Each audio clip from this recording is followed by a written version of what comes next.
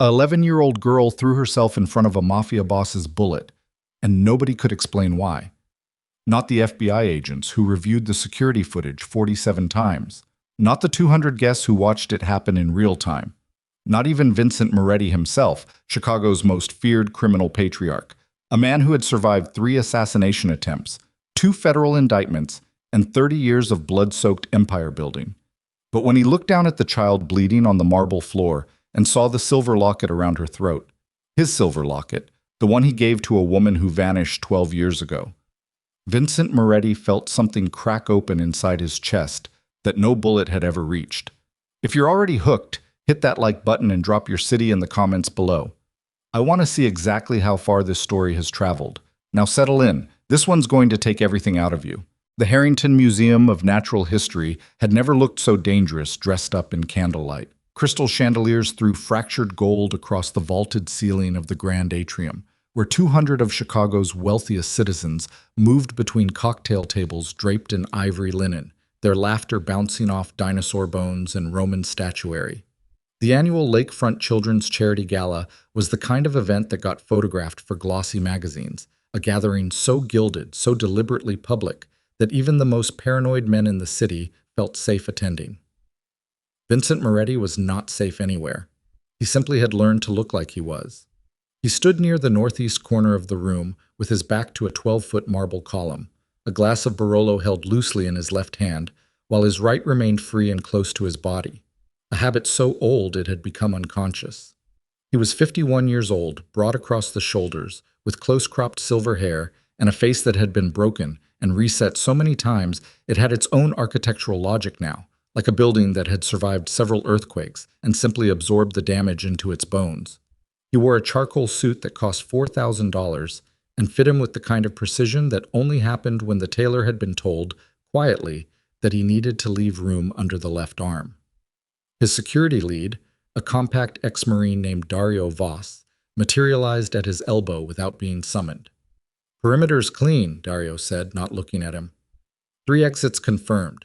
Camera feeds look normal. Your table is positioned per spec. Sight lines blocked on 2 sides. Clear path to the service corridor on your left." The alderman's people? Already seated. His security detail is 4 guys in rented tuxedos who couldn't find their own ass with a map. They're not a problem. Vincent took a slow sip of wine. What about the Belmont Avenue footage from Tuesday? Dario's jaw tightened, just slightly, just enough for Vincent to catch it, because he had spent 30 years learning to read the involuntary language of men's faces.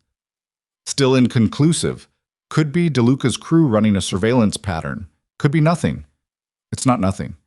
No, probably not. Vincent let his gaze move across the room the way it always did. Not sweeping, not obviously scanning, but absorbing everything in slow, overlapping segments the way a camera pans. He had trained himself out of the instinct to look directly at things that worried him. Direct attention announced itself.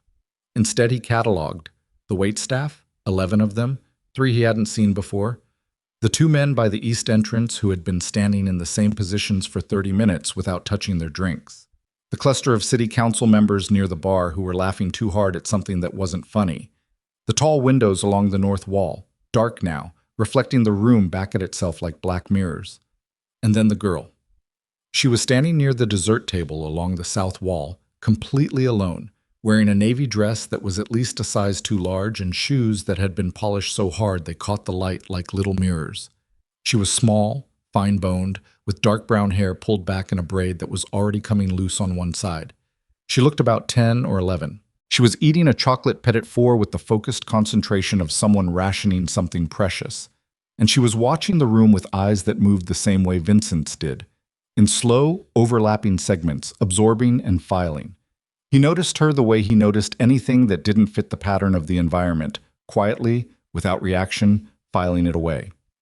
Then he looked away. The alderman, a soft man named Briggs with a handshake like a wet glove, found him 12 minutes later and pulled him toward the center of the room for the obligatory photograph with the charity committee. Vincent Moretti, philanthropist, donor of $200,000 to the Lakefront Children's Fund, a man who cared deeply about the futures of Chicago's most vulnerable youth. He smiled the smile he had perfected for these moments, warm enough to read as genuine, contained enough to suggest modesty, and stood where the photographer told him to stand. The flash went off, and in the second of purple after-image blindness that followed, he heard the girl's voice, sharp, low, urgent, cutting through the ambient noise of the party with a precision that stopped his heartbeat. "Get down!" Not a scream, not a child's panicked shriek. A command. Two things happened at the same moment.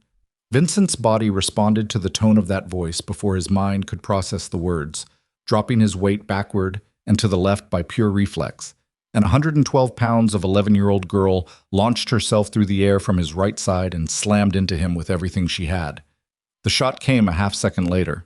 It was suppressed, not silent. Nothing in real life was ever silent the way movies pretended, but quieter than a standard report. A hard, flat crack that most of the party guests registered as something falling. A chair knocked over. A server dropping a tray. The bullet passed through the space where Vincent's head had been and struck the marble column behind him, sending a spray of stone fragments across the backs of two guests who were standing close enough to feel it. Then the girl hit the floor. The next 4 seconds were pure chaos in slow motion. Vincent's body already moving, Dario's voice already shouting, guests starting to turn toward the sound and the sudden violence of the scene. And at the center of it all, a child lying face down on the polished marble in a navy dress that was blooming dark at the left shoulder. Vincent dropped to his knees beside her before Dario could stop him. "Don't move her," Dario barked.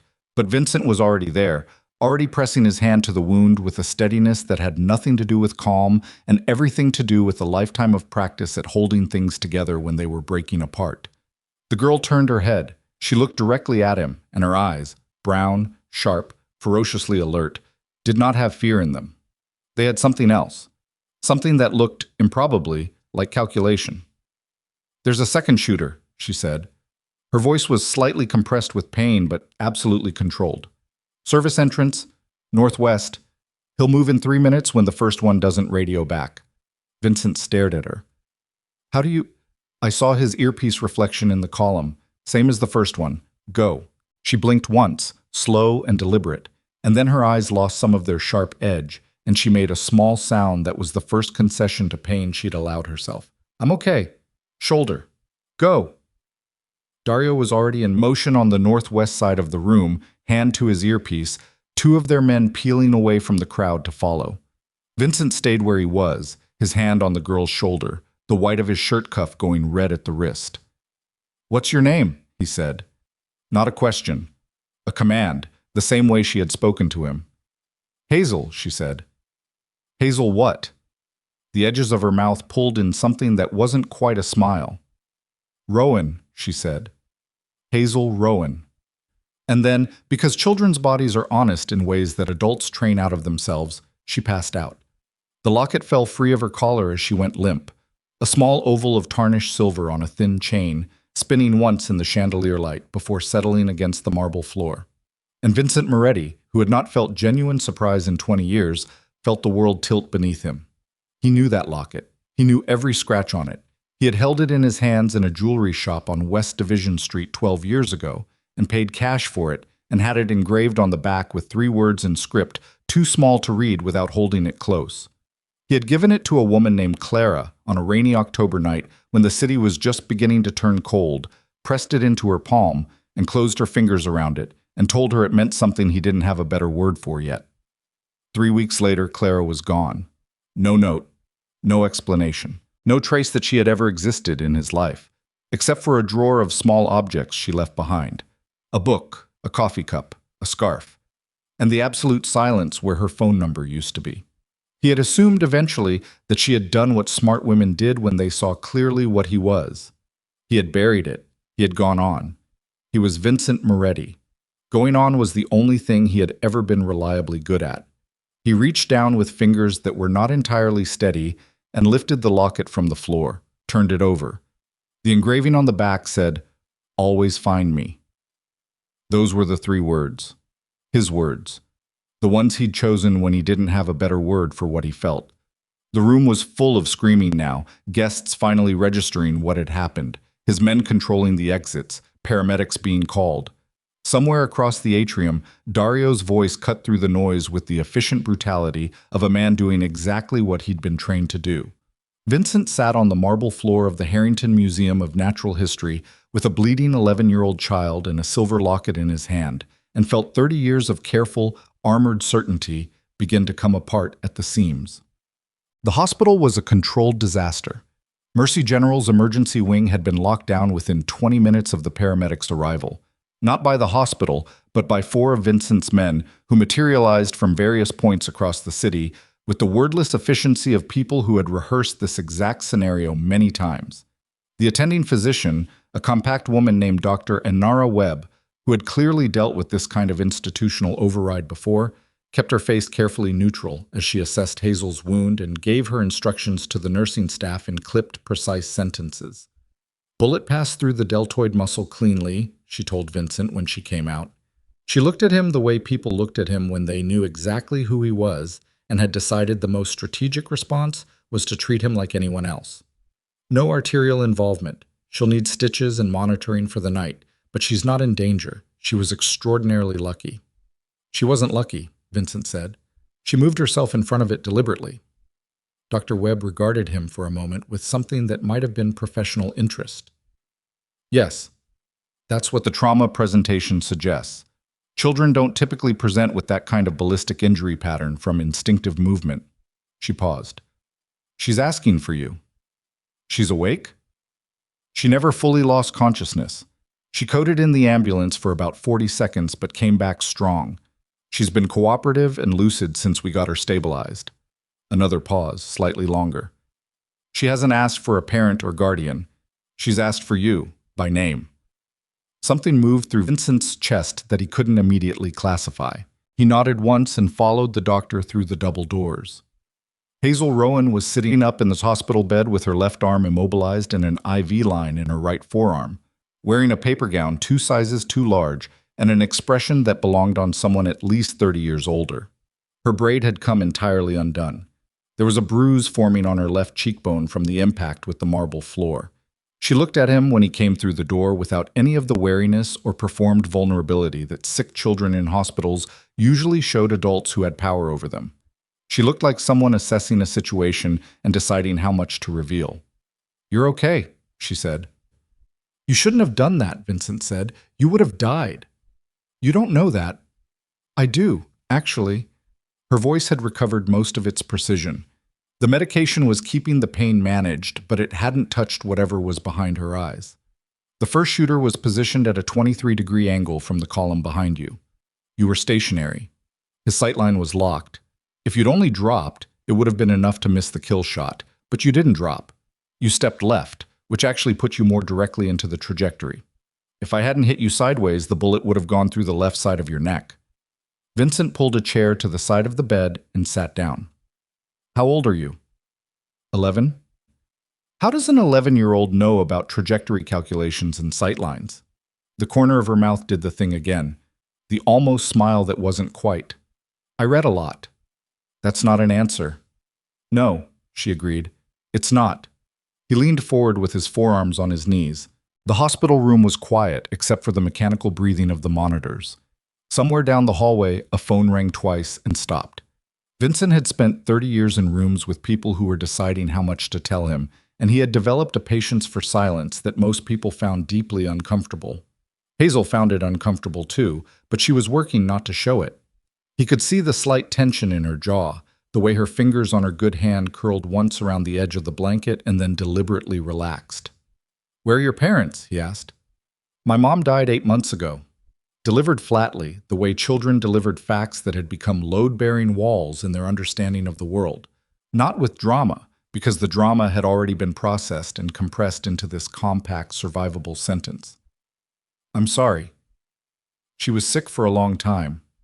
A pause. It wasn't a surprise. "And your father?"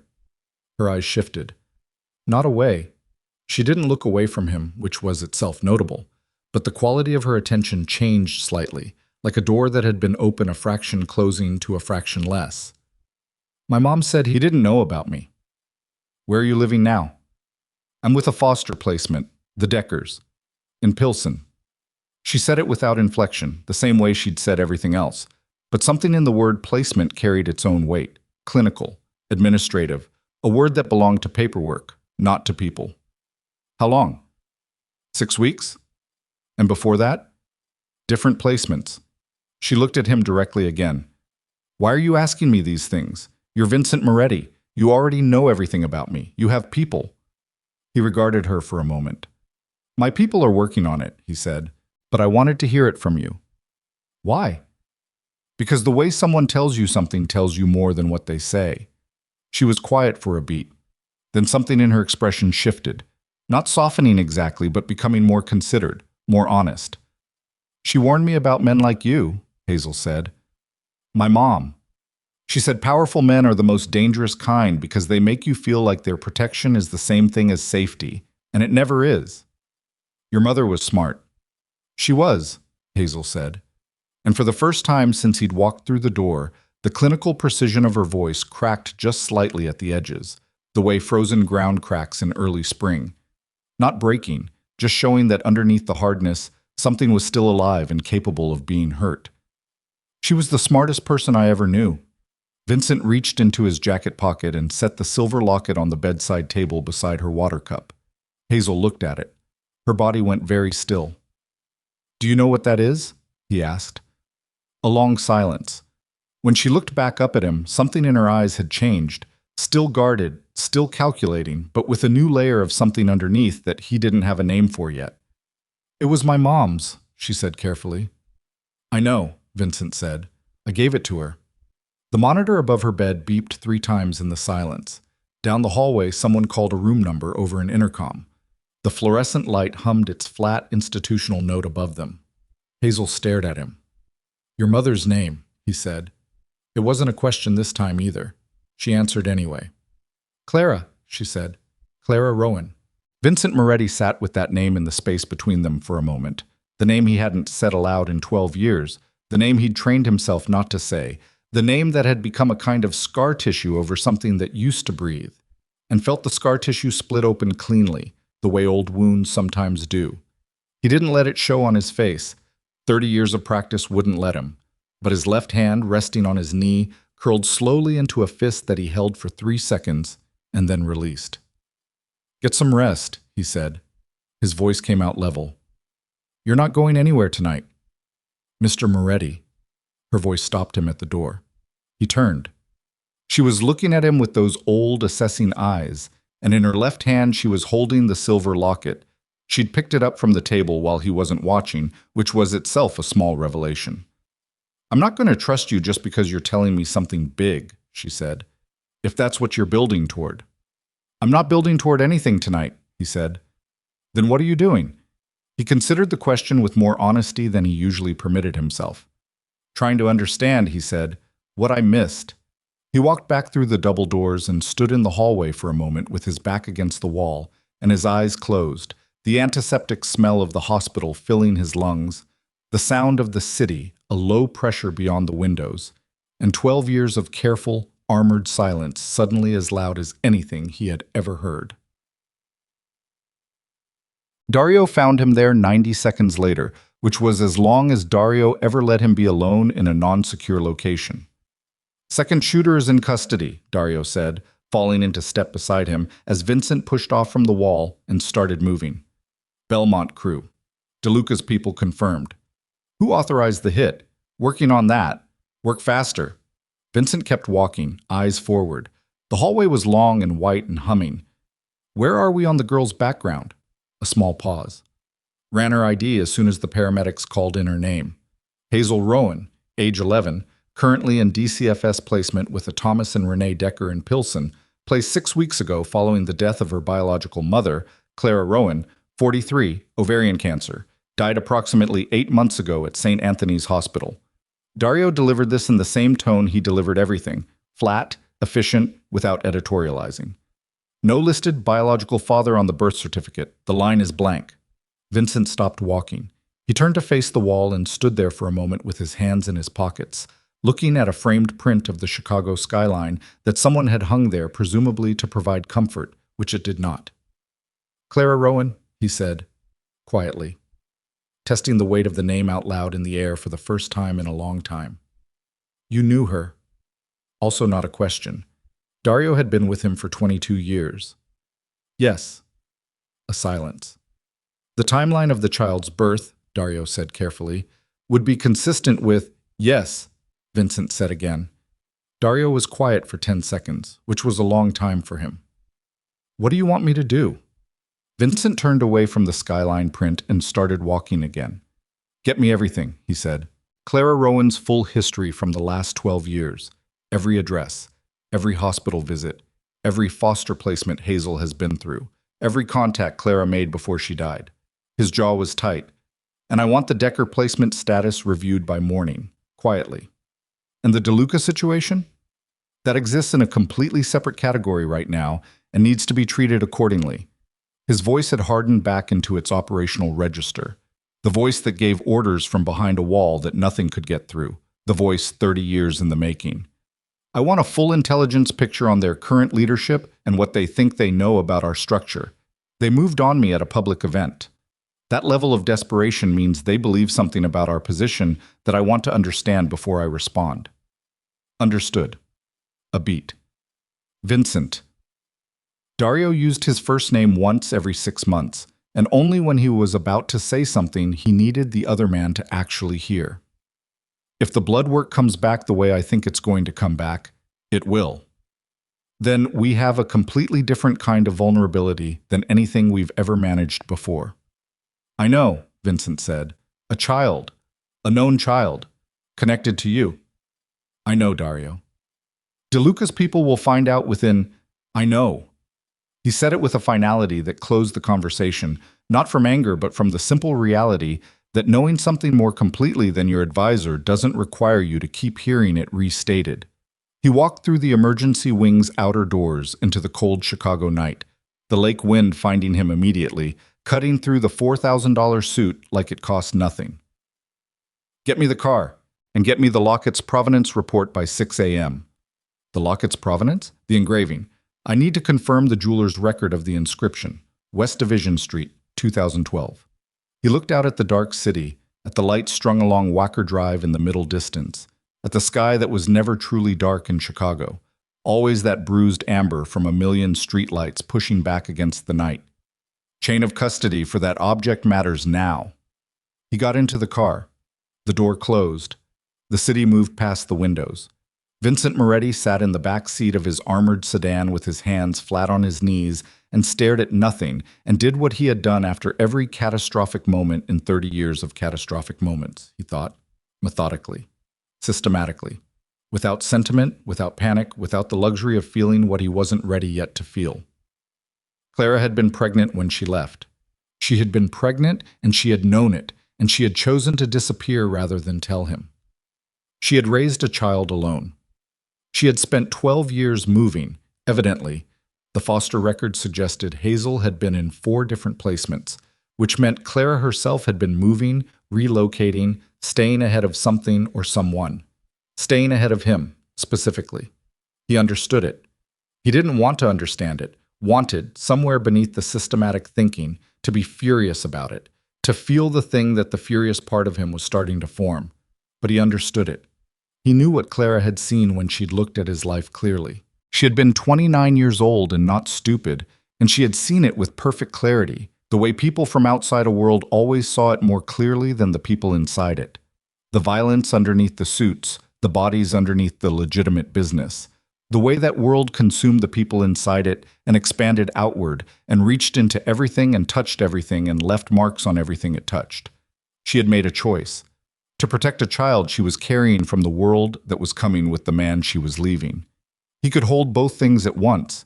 He had learned to do that, to understand someone's logic while also knowing that the logic had cost him something that couldn't be returned. 11 years.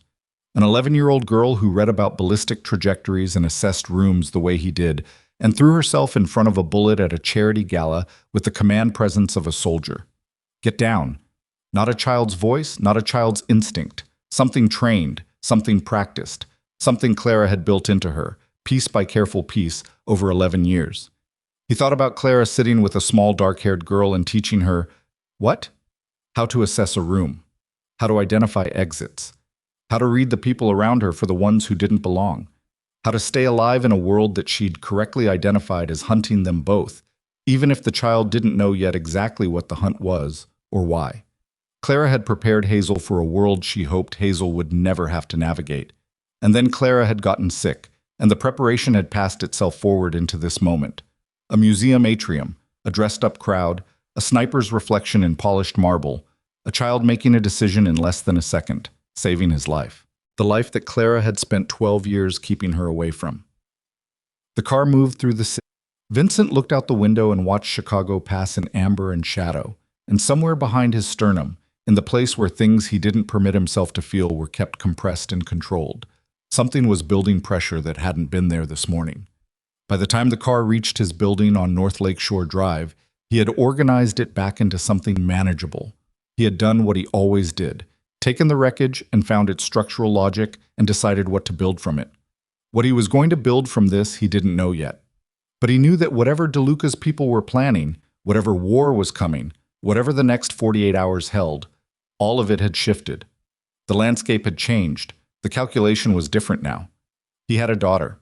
He had a daughter he'd never met, who didn't trust him, who had saved his life, who wore his locket around her neck, and who had last spoken to him from a hospital bed with the steady, wary eyes of a child who had already learned not to expect people to stay. He had a daughter. And there were men in this city who would figure that out by morning, and when they did, they would immediately understand that the thing that could not be destroyed from the outside, the thing that had made Vincent Moretti effectively invincible for 30 years, was the fact that there had been nothing they could threaten that he loved enough to break him. That calculation was over now. It was nearly 3 in the morning when the first call came in from Marcus DeLuca himself.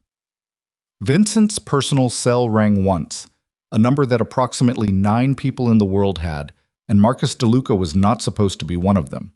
He answered on the second ring. Vincent. DeLuca's voice was smooth the way expensive motor oil was smooth. Engineered slipperiness, nothing natural underneath it.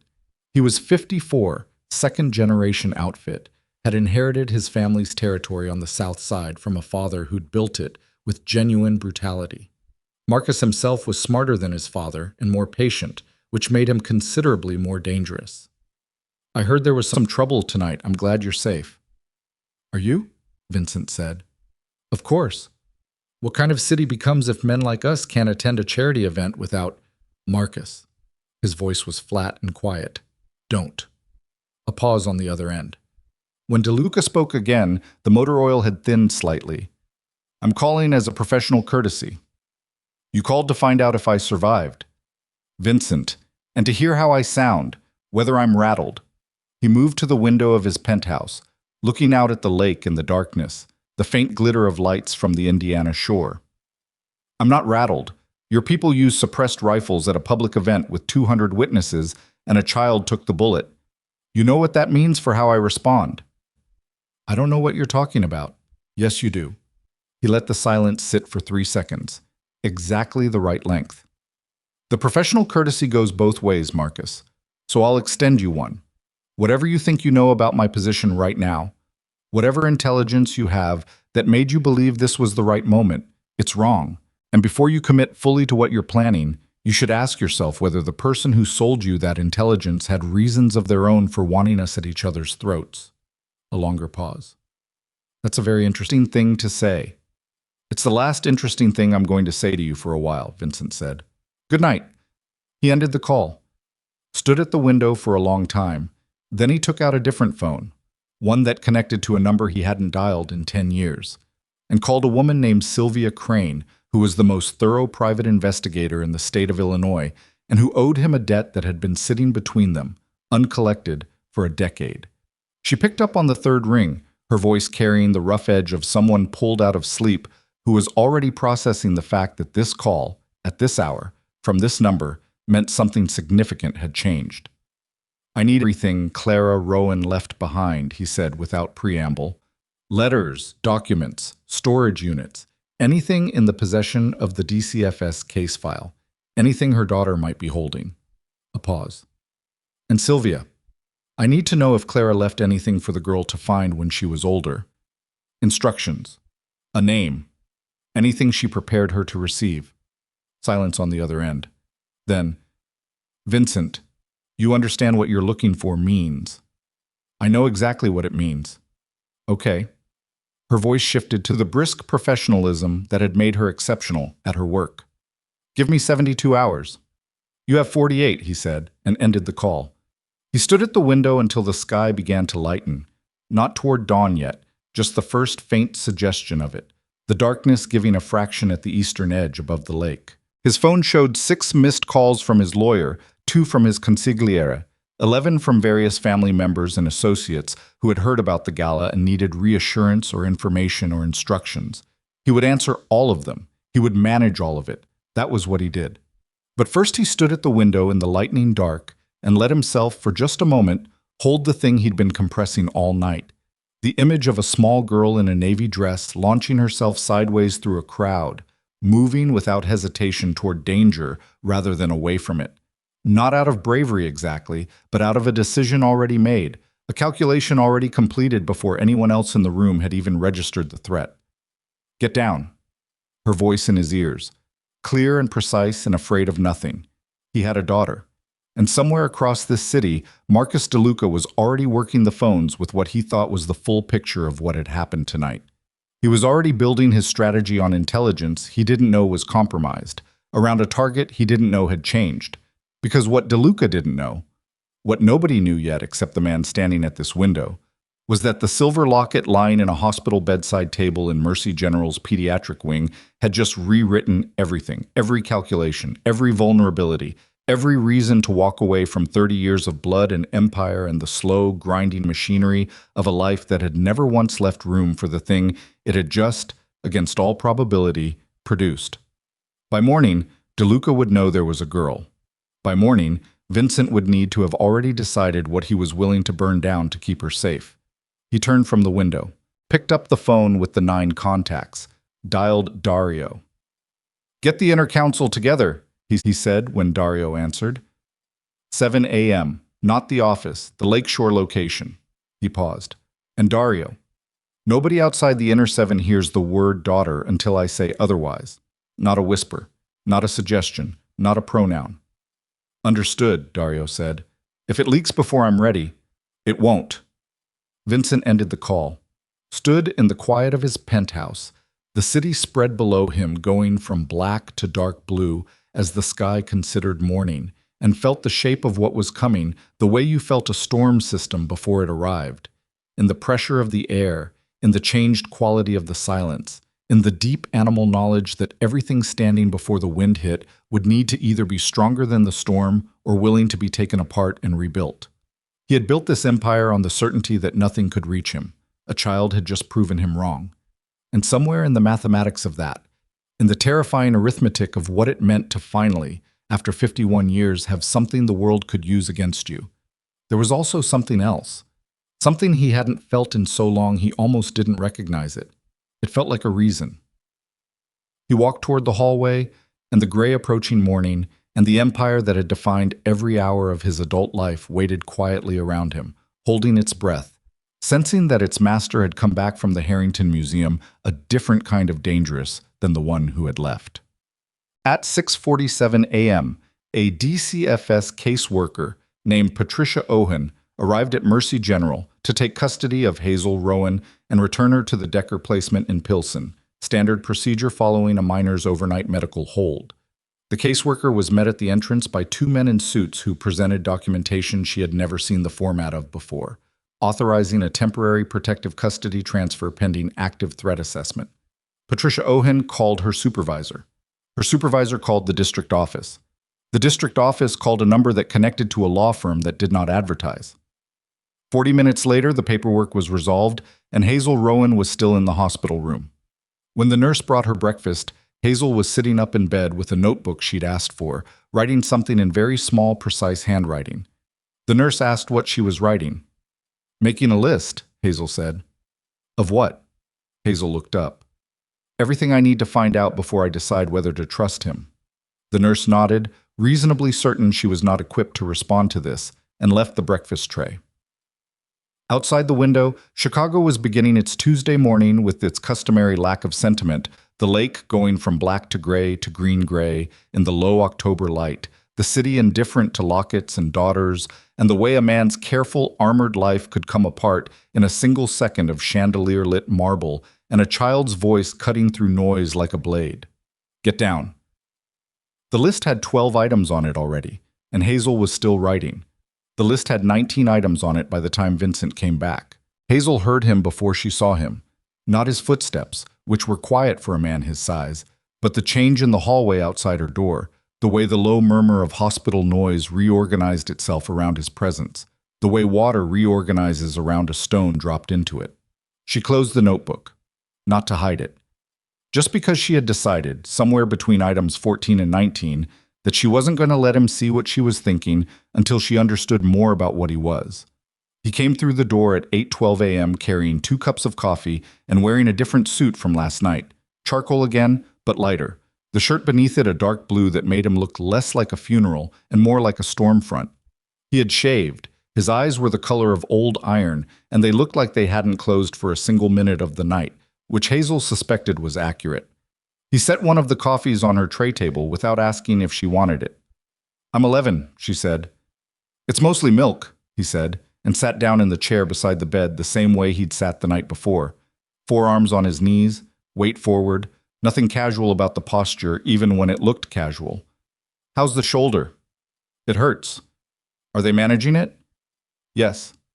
He nodded once, drank his coffee, looked at the window where the October morning was coming through gray and flat off the lake. She watched him do it and cataloged what she saw. The way his jaw moved when he wasn't speaking, the micro-tension in the muscles there, the way his left hand, resting on his knee again, was holding itself slightly too still in a way that meant it wanted to be doing something else. Her mother had taught her to read hands. Hands tell you what the face is too practiced to say, Claire had told her once, when Hazel was 7 and learning to be afraid of the right things.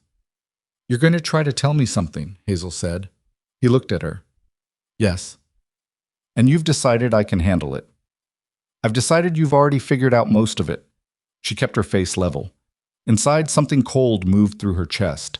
Not fear, or not only fear, but the particular sensation of a thing you've half known for a long time, stepping out of the shadows and becoming real and solid and unavoidable. "My mother's locket," she said, "and the fact that I look like you around the eyes." He was quiet for a moment. "Your eyes are hers," he said, "but the way you use them is mine." It was such a specific thing to say that it broke through something she'd been holding, not broke through in a way that showed she was Clara Rowan's daughter, and Clara Rowan's daughter did not show things before she'd decided to, but broke through internally, in the place where the 19-item list lived. She picked up the coffee, drank some. It was mostly milk, and it was too sweet, and it was the first warm thing she'd had since yesterday afternoon at the gala, where she'd been eating a chocolate petit four and watching a room and identifying a man she'd never met before as the man she'd spent her whole life being kept away from. "Tell me," she said, "whatever you've decided to tell me."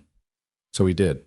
He didn't dress it up. She had expected him to, had expected the version of this conversation that adults usually gave children, the one with soft edges and strategic omissions and the underlying architecture of "we'll tell you more when you're older," which was a sentence that had never once in Hazel's experience meant anything other than "we don't think you can handle the real thing." But he didn't do that. He told her about Clara, about how they'd met 12 years ago through a mutual acquaintance at a restaurant on Rush Street, and how Clara had been 31 and sharp-tongued and entirely unimpressed by him, which had been novel enough that he'd pursued it. He told her about the locket. He told her without flinching what he was not the euphemistic version, not the businessman version, but the actual thing, stated plainly. The family, the structure, the violence underneath the legitimate surface, the specific nature of the world Clara had been inside when she was with him. "And she left," Hazel said when he paused. "She left," he confirmed, "because of what you are. Because of what she knew I wouldn't stop being." Hazel looked at him. The morning light was doing something to his face that made him look less invulnerable, showed the lines in it, the way the skin sat differently around his eyes than it did on a man who'd slept. "She was right," Hazel said, "wasn't she?" "About most of it." He set his coffee cup down on the tray table. "She was wrong about one thing." "What?" He looked at her directly. She thought I wouldn't have chosen differently. She never gave me the chance to find out. The room was very quiet. Hazel could feel her heartbeat in her shoulder where the stitches were, a low, persistent throb that the medication kept from being sharp. She thought about her mother, not the sick version, not the last 8 months of Clara going gray and thin in a hospital bed, much like this one, fighting something that couldn't be fought, but the before version, the one who cooked badly and read constantly and woke Hazel up some Saturday mornings to drive somewhere. She hadn't told her yet, just get in the car, we're going somewhere. And they'd end up at a diner in a town Hazel had never heard of, eating pancakes, and Clara would look out the window with an expression Hazel had never been able to fully read. She understood it now. She wished she didn't. I'm not going to tell you she was wrong, Hazel said. She was my mother. No, Vincent said. I'm not asking you to. And I'm not going to trust you because of biology. I know. Biology is just... She stopped, looked for the right word. Data, she said. It doesn't tell me who you actually are. Something shifted in his expression, not softening, but something adjacent to recognition, like hearing a word he knew in a language he hadn't expected. What would, he said. I don't know yet, she said. I'm working on it. He almost smiled. Not quite. The muscles around his mouth moved in the direction of it and then returned to neutral, but she clocked it, filed it. There are men in this city, he said, shifting registers, his voice dropping a degree in temperature, who are going to find out about you. If they haven't already, and when they do, they'll use me, she said, to get to you. Yes. My mom was afraid of that. Your mom was smart. You keep saying that. It keeps being true. He leaned back slightly. I need you to come somewhere safer than this hospital. Somewhere my people can maintain a proper perimeter. I have a property on the North Shore that... No, she said. He stopped. I don't know you, she said. I'm not going to a private location with a man I don't know because he says it's safer. That's literally one of the first things my mom taught me. Hazel, and I know you can probably make the paperwork happen. You already did something with the DCFS caseworker this morning. I heard the nurses talking, but that's not the same as me agreeing. He looked at her for a long moment. She held the look without flinching because she'd had 11 years of practice holding looks from people who believed their authority was supposed to make her fold. What would you need, he said finally, to agree? Time, she said, and to keep the notebook. The notebook. The list I'm making, it's mine. You don't get to see it. He was quiet for 3 seconds. All right, he said. 3 days. You stay here. Hospital security plus my people outside the building. On the 4th day, we reassess. I want a number I can call that isn't yours. He raised an eyebrow. If something happens to you, she said practically, I need someone I can reach who knows the situation, not your main security guy, someone separate. He studied her face for a moment with an expression that was harder to read than any he'd shown her yet. Not calculating, not careful, but something rawer than either of those. Like a man looking at something that surprised him and wasn't sure if the surprise was good or terrible or both. I'll get you a number, he said. The number he gave her connected to Sylvia Crane, though he didn't tell Hazel that. What Sylvia Crane was telling him by 9:30 that Tuesday morning was making the coffee in his stomach sit like concrete.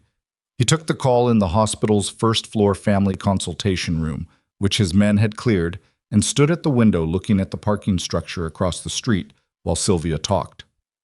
Clara didn't just leave Chicago, Sylvia said. Her voice had the particular quality of someone who had been doing difficult work all night and was now delivering results without editorializing because she was too tired for anything else. She left a constructed life, different name in 3 of the 4 cities she moved through: Milwaukee, Cincinnati, Indianapolis, and then back to Chicago 6 months before she died. A pause. She came back, Vincent. She came home to die. Why Chicago? Best guess? She wanted Hazel somewhere familiar, a city she knew. She was planning ahead.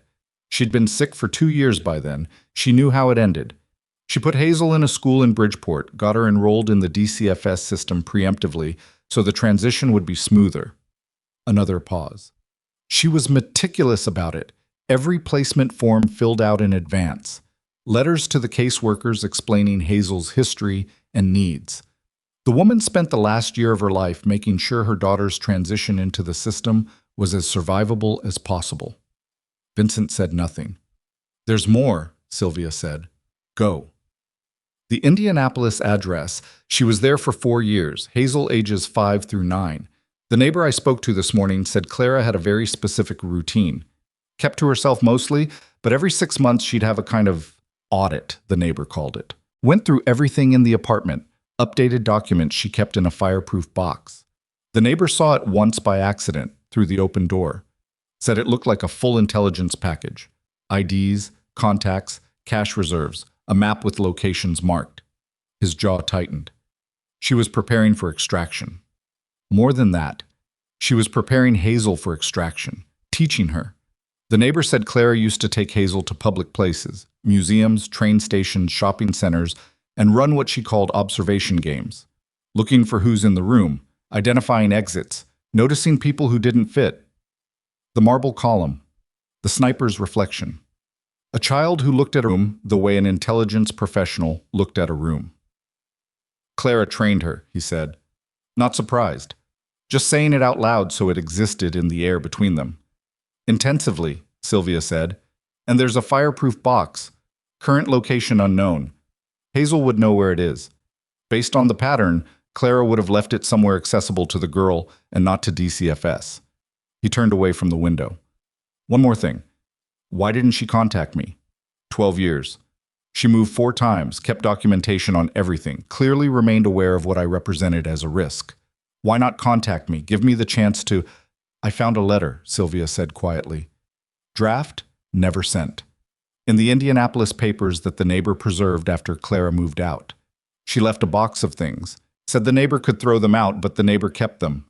The sound of papers on the other end. Do you want me to read it? Yes. A breath. Then Sylvia's voice, reading someone else's words in the flat, careful tone of a professional handling an object that had weight.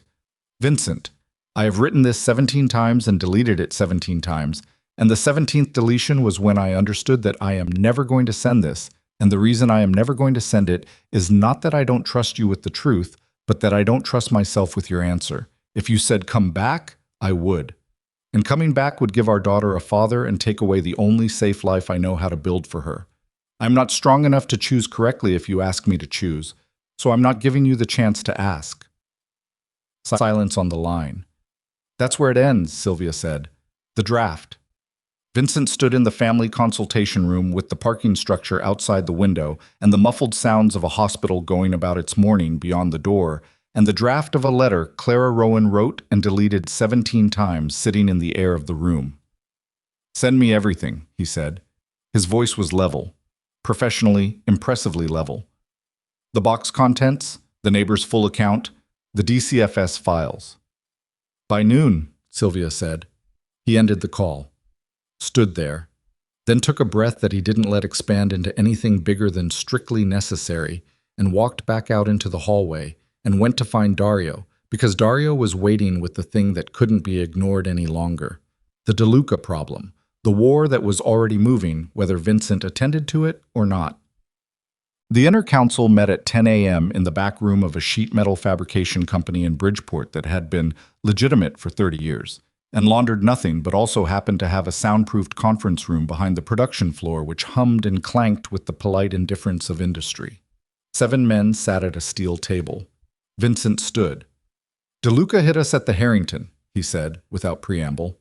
Suppressed rifles, 2 shooters, the second positioned as backup. Professional acquisition, not a street decision. He's had this planned for at least 2 weeks based on the surveillance pattern we flagged on Belmont. He looked around the table. He moved because he believes we're exposed.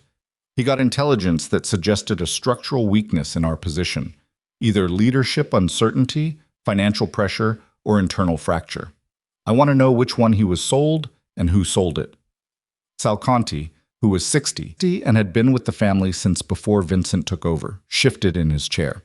He was the oldest man at the table and the one most likely to say the thing no one else would. The question that's sitting in this room, he said, is what last night actually did to our structural position. The hit failed, which is worse for DeLuca than if it had worked. A failed assassination is a declaration with no follow-through. But if there's now a... He paused, measuring his words with the care of a man who knew they had weight. A change in your personal circumstances that DeLuca's people become aware of. The calculus shifts. Fast. The personal circumstances are contained, Vincent said. For now, Sal said. For now, Vincent agreed. He didn't elaborate. The 7 men at the table were the 7 people outside a hospital room on the north side who knew the word daughter, and they would remain that way. DeLuca's next move comes within 72 hours. He has to act before the failed attempt can be spun as an aberration. If he waits longer, it looks like indecision, which undermines the whole premise of the power play.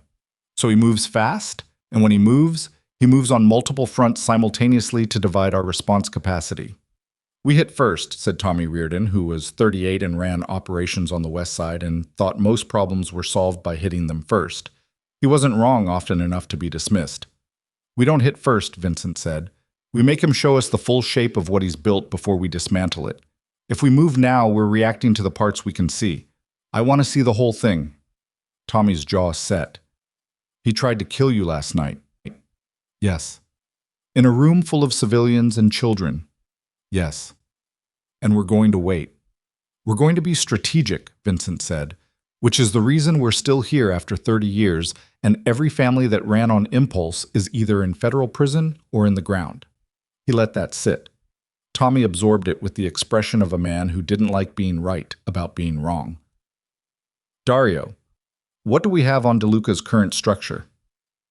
Dario had a folder on the table in front of him that he hadn't opened. He didn't open it now. 32 confirmed operational personnel, Southside territory running from Bronzeville down to Roseland. His main revenue streams are protection, contract logistics, and 3 establishments in the Pilsen corridor that are clean on the surface. A pause. He has a federal informant problem. Our source inside the Organized Crime Division says there's been an uptick in DeLuca-related intelligence flowing to the task force in the last 6 weeks. Somebody in his organization is talking. Which means he's nervous, Vincent said. A nervous man at war is more dangerous than a calm one, not less. He makes faster decisions with less information. He straightened. I want eyes on every DeLuca lieutenant within the next 8 hours. Passive surveillance only. And I want his financial lines mapped. If the federal pressure is tightening, he needs this war to produce territory and revenue fast, which means he'll make a move we can predict if we understand what he needs. There's one more thing, Sal said. He had the measured tone of someone who had waited for the right moment and decided this was it. The leak. Whoever gave DeLuca the intelligence that made him believe we were weak enough to move on, that person is in a room that has access to our internal situation. We have a problem that isn't DeLuca. The fabrication plant hummed around them. 7 men at a steel table sat with that for a moment. Yes, Vincent said. We do. He got back to the hospital at 1 in the afternoon. Hazel was not in her room. The nurse at the station told him, with the apologetic efficiency of someone relaying information they knew would not be well received, that the patient had asked to walk the floor for physical therapy purposes and had been accompanied by one of Mr. Moretti's men to the family lounge at the end of the corridor. He walked to the family lounge, found Hazel sitting at a table by the window with her notebook open, and his man, a quiet former Army Ranger named Cole, standing by the door in a posture of respectful distance. Across the table from Hazel, in one of the orange vinyl chairs, sat a woman Vincent had not authorized to be there. She was in her late 40s, broad-shouldered, with the kind of practical face that had never invested much in impression management. She was wearing a gray blazer over a white shirt, and there was a DCFS lanyard around her neck, though she'd turned it around so the ID faced inward. She looked up when Vincent walked in and met his eyes without flinching. Cole said immediately, "She came through the main entrance with proper authorization, Mr. Moretti. I was assessing whether to remove her when—" "It's okay," Hazel said. She wasn't looking at Vincent. She was looking at the woman across from her with an expression that had gone very still and very focused. "She's my caseworker, Patricia. She's been my caseworker for 6 weeks." Vincent looked at the woman. "Patricia Owen?" "Yes." Her voice was flat and steady. "I'm not here in an official DCFS capacity. I came on my own time." She held his gaze. "I came because I needed to tell Hazel something directly, and because I didn't think it should go through you." "Tell her what?" Vincent said. Patricia Ohen looked at Hazel, not at him. Your mother left something with me, she said, before she died. She came to the DCFS office in person 8 months ago, 2 weeks before she passed. She said she was putting her daughter into the system and she needed the caseworker assigned to Hazel to hold something for her. In case. A pause. She gave me a key. The room was very still. A key to what? Hazel said. Her voice was entirely controlled. Only her hands, on the edge of the notebook, told a different story. The fingers tightening, the knuckles going pale. A storage unit, Patricia said, on Archer Avenue. She reached into the breast pocket of her blazer and set a small brass key on the table between them. She told me to give it to Hazel directly, not to DCFS, not to any guardian, only to Hazel when Hazel was ready to ask for it. She never told me about it, Hazel said. She said you'd find your way to needing it, Patricia said. She said you were the kind of kid who always found what she needed when she needed it. Hazel looked at the key for a long moment. Then she looked up at Vincent. He looked back at her. I want to go, she said. Today. Hazel, it was left for me. Her voice had a current running underneath it now, something that wasn't anger but was close enough to be its cousin. My mother left it for me. Not for you. For me. The DeLuca situation. I don't care about the DeLuca situation. She said it without raising her voice, and somehow the absence of volume made it louder. I have spent my entire life caring about other people's situations. My mom's situation, the foster system situation, every placement situation. I have one thing my mother left for me and I'm going to get it. Vincent looked at her for 3 seconds. Then he looked at Cole. Then he looked at Patricia Ohen, who was watching this exchange with the careful neutrality of a woman who had spent 20 years in social services and had learned to read the structural dynamics of a room with the same systematic attention that Hazel read everything. Today, he said finally, but my people come with us, both of us, and you don't go in alone. Hazel considered this. You stay outside, she said. Cole can come in. I go in, Vincent said, or we don't go. A silence. Hazel's jaw moved, the same micro-tension he'd seen in his own reflection that morning. She picked up the key from the table and closed her fingers around it. Fine, she said, but whatever's in there is mine. You look, but you don't take anything without asking. Agreed. And you don't make any decisions about what we do next until I've read everything. He studied her face, this 11-year-old face with Clara's eyes and his jaw, and the expression of someone who had been negotiating for survival since before she had the vocabulary for it, and felt something in his chest do the thing he kept trying to prevent it from doing. Agreed, he said. The storage facility on Archer Avenue was a gray concrete building with a chain-link fence and bad overhead lighting, the kind of place that existed in the margins of a city, utilitarian, anonymous, used by people who needed to keep things the world didn't need to see. Unit 114 was at the end of the second corridor, and the key fit, and the padlock opened with the specific mechanical click of a thing that had been waiting a long time to be used. Hazel pushed the door up herself, with her good arm. Inside was a fireproof lockbox, a folding camp chair, a single cardboard box with H written on the side in Clara's handwriting. Vincent recognized it from letters she'd written him 12-year-old letter, the small hook at the base of the H. And on top of the lockbox, held there by a strip of medical tape, a sealed envelope, also addressed in Clara's hand. Also reading simply, H. Hazel stood in the entrance of the storage unit for a moment without moving. Vincent stood 2 feet behind her and slightly to the right and said nothing, because there was nothing to say that wasn't an intrusion. Then she walked in and sat on the camp chair and opened the envelope. She read it in silence. He watched her do it. Watched her face the way he'd been watching her face since the hospital room, learning its language, learning which movements meant which things. He watched her read, and he watched the careful control of her expression hold through the first page and into the second, and then, at some point in the second page, he watched it crack. Not collapse. Not break. Just crack. A fracture along a fault line that had been under pressure for 8 months. The specific fracture of someone who was reading something they both needed to hear and couldn't bear to hear because the person who wrote it was gone, and reading their words was the closest you could get to them now, and the closest was not close enough. She made no sound. Her eyes filled and she did not let the tears fall, and Vincent watched her refuse to let them fall with a specific recognition that hit him somewhere below the sternum. He had taught himself the same skill, different circumstances, same mechanism. Hazel read to the end of the letter, folded it, held it in her good hand against her knee. "She knew about you," she said. Her voice was steady, barely. "She knew you'd find me eventually. She says," a breath. "She says she doesn't want me to trust you because of what she felt for you. She says that's not a good enough reason." Another breath. "She says to watch what you do, not what you say, what you do." "She was right," Vincent said. He said it quietly but without qualification. "She says you're going to want to fix things fast." Her eyes came up and met his across the width of the storage unit.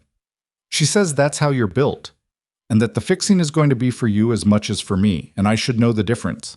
He held the look, didn't deflect from it. "Also right," he said. Hazel looked down at the letter again. "She says she's sorry," she said, "for keeping you from me." A pause that lasted several seconds. "She says she'd do it again, but she's still sorry." The overhead light in the unit hummed.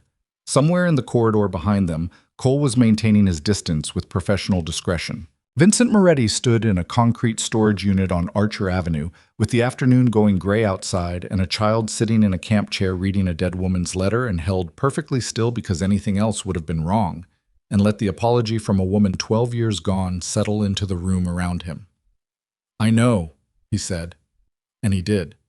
And it was both enough and not enough, exactly as it should be.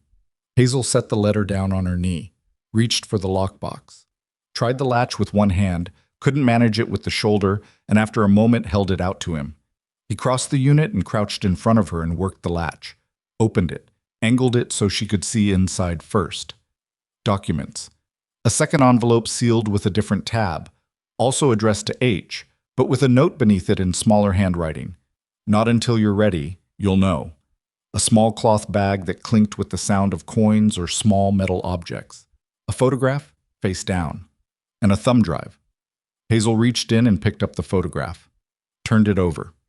It was a picture of Clara that Vincent recognized. She was 29 in it, standing at a railing somewhere above the city, and she was laughing, and the wind was pulling her hair sideways, and she was looking at someone off camera with an expression of such uncomplicated happiness that it was almost difficult to look at directly. He was the one off camera. He remembered the day. He remembered what he'd said to make her laugh like that. Hazel looked at the photograph for a long time. Then she looked at him. "She was happy," she said. "In this."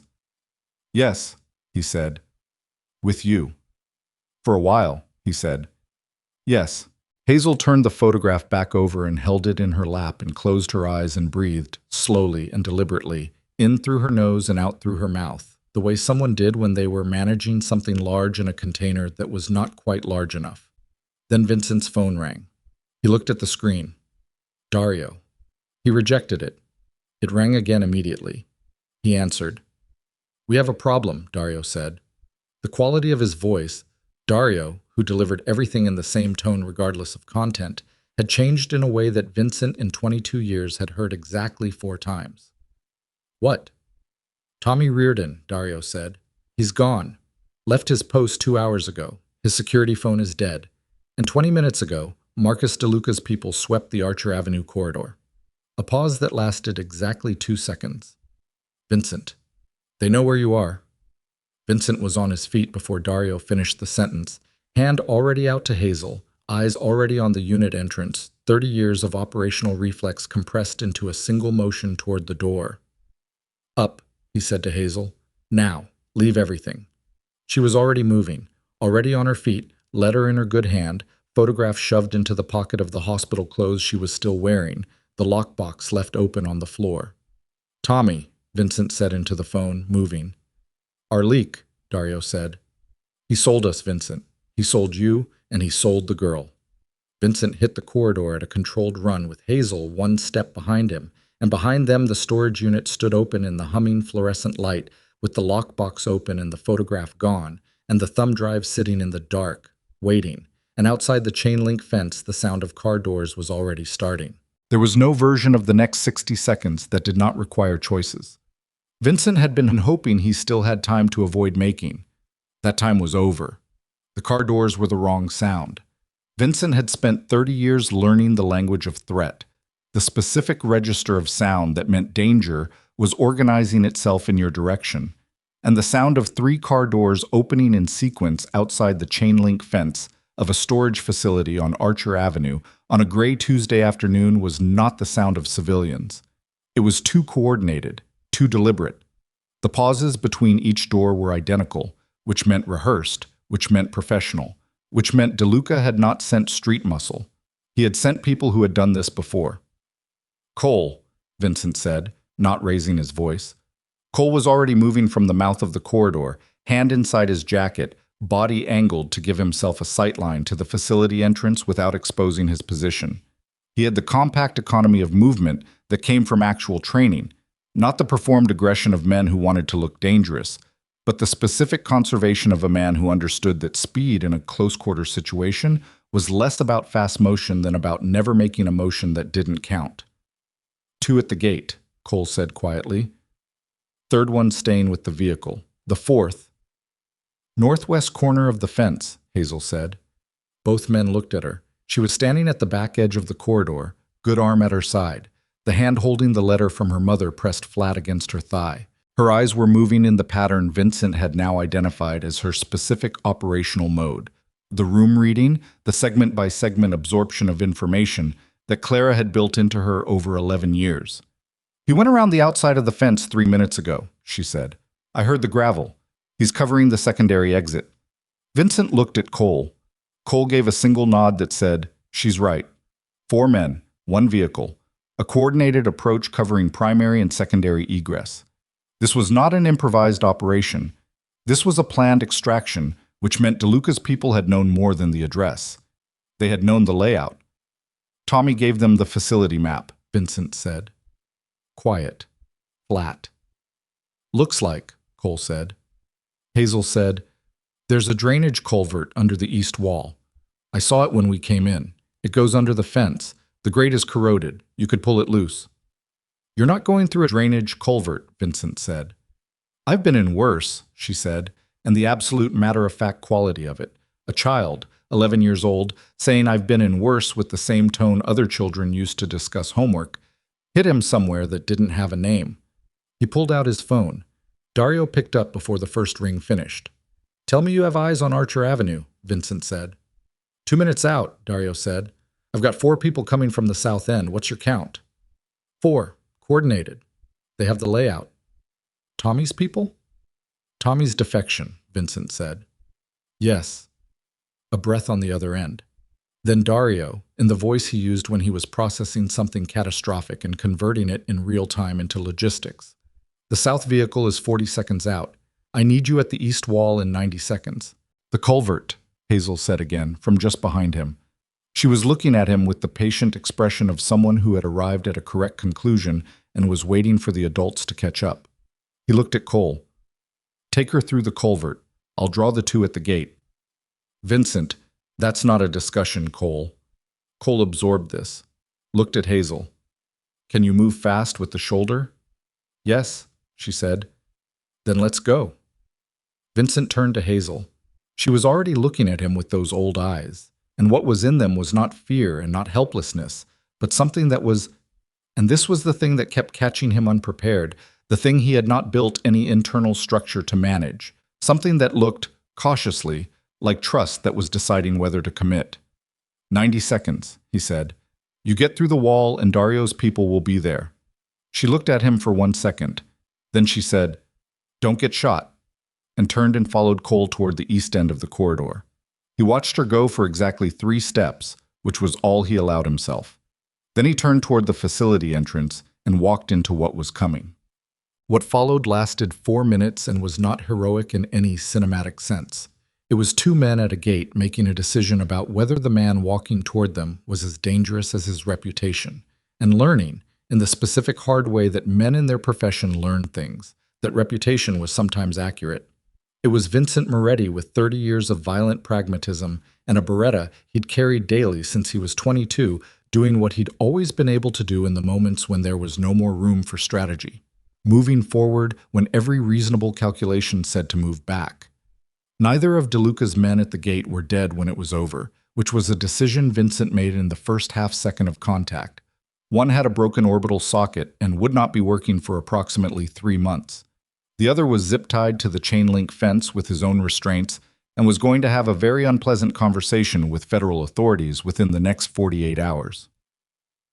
The man at the northwest corner of the fence heard the noise and came around the outside at a run, which was the correct tactical response, and arrived at the gate to find a situation that had already resolved itself, and made the intelligent choice to reverse direction and return to the vehicle. Dario's car came around the south end of Archer Avenue 60 seconds later. Vincent was already at the east wall when Cole brought Hazel through the culvert. She came through it on her good elbow and her knees with her dark hair matted and the hospital clothes dirty from the concrete and the letter still in her hand, because she had kept it through a drainage culvert in a moment of genuine physical danger, which told him something specific about what that letter meant to her. She stood up, looked at him, assessed him with her eyes in the systematic way she did. "You're bleeding," she said. He looked down. The left side of his shirt, where one of DeLuca's men had gotten a knife across his ribs before the situation resolved, was dark and wet. Not arterial. Painful, and something that needed attention, but not the kind of thing that killed you quickly. "Car," he said. "Now." They were 20 minutes north of the city before Vincent let himself acknowledge that the injury required immediate attention and allowed Dario to call their medical contact, a former trauma surgeon named Peter Haas, who operated out of a private clinic in Evanston that existed technically as a sports medicine practice and, practically, as the kind of facility where men like Vincent Moretti could receive medical care without paperwork that entered the official record. Hazel sat in the back seat beside him during the drive and did not look at the blood and did not ask unnecessary questions. She looked out the window at the city passing and held the letter flat on her knee with both hands, left arm stiff from the stitched shoulder, and was silent with the quality of silence that was doing something rather than simply being empty. At some point during the drive, she said, without looking at him, "Tommy was one of yours." "Yes." "He told DeLuca where we were." "Yes." She was quiet for another minute. "Were you close to him?" He considered the question. "He was loyal for 15 years, he said. Whatever his reasons for this, money, fear, something DeLuca offered him, 15 years is real. I don't make it nothing." She turned from the window and looked at him with an expression that was doing something complicated. "My mom said the worst betrayals are always from the people you trusted long enough to forget to watch." He looked at her. "She was right," he said, and felt the truth of it, in the same place you felt things that were both accurate and late. Peter Haas stitched the wound in a clean white room that smelled of antiseptic, while Hazel sat in the waiting area under Dario's supervision and examined the contents of the cloth bag from the lockbox. She'd brought it through the culvert in the pocket of the hospital clothes, along with the photograph and the letter, having made a series of rapid judgments about what to take in a moment of genuine crisis that Vincent was going to be thinking about for a long time. When Haas was done and Vincent's shirt was replaced with a clean one from the clinic's supply cabinet, he went to the doorway of the waiting area. Dario was standing by the window. Hazel was on the vinyl bench with the cloth bag open on her knee and a collection of small objects arranged on the seat beside her. 7 coins, old ones, foreign, a different country on each, a folded piece of paper, a small brass compass, and a photograph he hadn't seen before. She looked up when he came in. "She traveled," Hazel said. "Before I was born. She never told me." She held up one of the coins. "This one is Polish. This one is from Vietnam. This one is—" She turned it over. "I don't know this one." "Hungarian," Vincent said, looking at it from across the room. "Pre-1990. Hazel looked at the coin, then at him. "How do you know that?" "I've seen it before." He crossed the room and sat in the chair across from her. "Your mother studied international economics in college. She spent 2 years abroad before she came back to Chicago. She never talked about it much. Said the traveling taught her that the world was mostly the same problem in different currencies." Something moved across Hazel's face. A small, involuntary thing. The expression of someone receiving information about a person they loved from a source they were still deciding about. It lasted a second and was replaced by the careful neutral that was her default. She picked up the folded piece of paper, unfolded it, read it. Her face went still in a different way. Not the controlled neutral, but the specific stillness of someone reading something they did not expect. "What is it?" Vincent said. She looked up. Her eyes had something in them that he hadn't seen before in 2 days of watching her face. Genuine confusion. Not the managed uncertainty of someone processing information, but the raw, disorienting confusion of someone whose existing map of the world had just failed to account for a major feature. She held out the paper. He took it and read it. It was a letter. Not to Hazel. Addressed in Clara's handwriting to a name he didn't recognize, D. Farrow, and dated 14 months ago, 4 months before Clara died.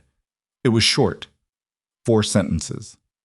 "Daniel, I know you've been watching. I know who you're working for. If anything happens to me before Hazel is safe, the drive has everything. She knows where it is." Vincent read it twice, then a third time. "Who is Daniel Farrow?" Hazel said. Her voice was very quiet and very precise. "I don't know," Vincent said. "My mom did." She was watching him with the systematic attention she turned on everything, and what was in it now was not the wary distance of the last 2 days, but something more urgent. She knew someone was watching her, a year before she died. She knew someone was following her, and she wrote a letter about a drive, and she put it in a box with my things. The drive. The thumb drive in the lockbox, sitting open on the floor of Unit 114 on Archer Avenue, left behind in the 12 seconds they'd had to move. The drive that DeLuca's people were now in possession of. "Dario," Vincent said. Dario was already at the door. "I heard." "The lockbox, Unit 114. Tell me our people got there first." The pause that followed was 3 seconds long. Dario was not a man who paused. "DeLuca's 4th man," Dario said. "The one who went back to the vehicle. He didn't go back to the vehicle." Vincent set the letter down on his knee. "He went to the unit," Dario said. "Our people arrived at the facility 40 seconds after you were clear. The unit was open. The lockbox was open." Another pause. "The thumb drive is gone." The room was very quiet. Hazel was looking at him with the expression of someone who had already understood what the silence meant and was waiting to see what he was going to do with it. "Find Tommy Reardon," Vincent said. His voice had gone to a register that was below anger. The place below anger where things were colder and more permanent. "Alive. I want him alive." Tommy Reardon was found at 4:45 p.m. in an apartment in Bridgeport that nobody in the Moretti organization had known he kept, which was itself informative. A secondary address, paid in cash, maintained in a name that wasn't his. The kind of address a man maintained when he was planning to need to disappear. He hadn't disappeared yet. Vincent didn't know whether that was because Tommy hadn't had time, or because some part of Tommy, 15 years of something that might once have been loyalty, compressed now into whatever shape it took after you sold the people who'd trusted you, had decided that running was worse than facing what was coming. The apartment was small and overheated and smelled of cigarettes, and Tommy Reardon was sitting at the kitchen table in his shirt sleeves when Vincent came through the door, and he looked like a man who had made a decision and was now living in the minutes after it, when the decision was over and what was left was just consequence. It was 51, same as Vincent.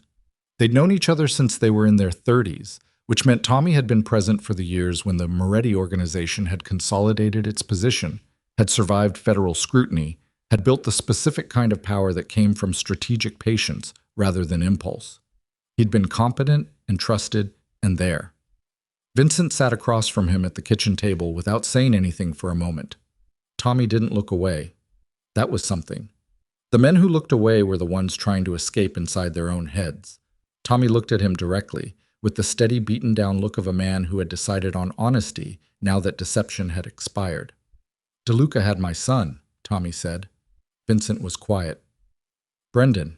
He's been in over his head with some people on the south side for about 8 months. Gambling situation that got complicated. DeLuca's people acquired the debt 4 months ago." Tommy's hands were flat on the table, not moving. "They said they'd clear it if I gave them what they needed. They said if I didn't..." He stopped. "Brendan's 23 years old." "Tommy," Vincent said. "I know," Tommy said. "I know what I did." "The girl," Vincent said. "You gave them the girl." Tommy closed his eyes. "I gave them your location on Archer Avenue. I didn't know. I thought DeLuca wanted to talk. I thought he wanted leverage to force a sit-down, not what you thought doesn't matter, Vincent said. Not cruelly, just accurately. What happened is what matters. Tommy opened his eyes. They were red at the rims. Is she okay? Yes. A breath that was mostly relief and partly grief, the specific grief of a man who'd caused harm and received news that the harm hadn't been fatal. I'm sorry, Vincent. I know it doesn't count for much right now. No, Vincent said. It doesn't. He stood up. Where's Brendan now? Tommy blinked. What? Your son. Where is he, Lang? I don't know. DeLuca's people had him somewhere. I haven't been able to reach him since yesterday. Dario. Vincent spoke toward the doorway. Brendan Reardon. Locate and extract immediate priority. South side, DeLuca connected location. Dario, in the doorway, made a sound of confirmation and stepped back to work his phone. Tommy was staring at him. You're going to get him out? Yes. After Brendan didn't do anything, Vincent said. He's 23 years old and he made bad decisions, and DeLuca used him against you and by extension against me. The chain of responsibility is clear. He looked at Tommy with the full weight of 30 years of knowing him. You're going to answer for this. Not here, not today, but you're going to answer for it, and the process of that is going to be longer and more complicated than either of us wants. But your son is not the one answering. Tommy put his face in his hands. Vincent left him there. The drive was the problem. That was what Vincent was sitting with at 6 p.m. in the back room of the Evanston Clinic.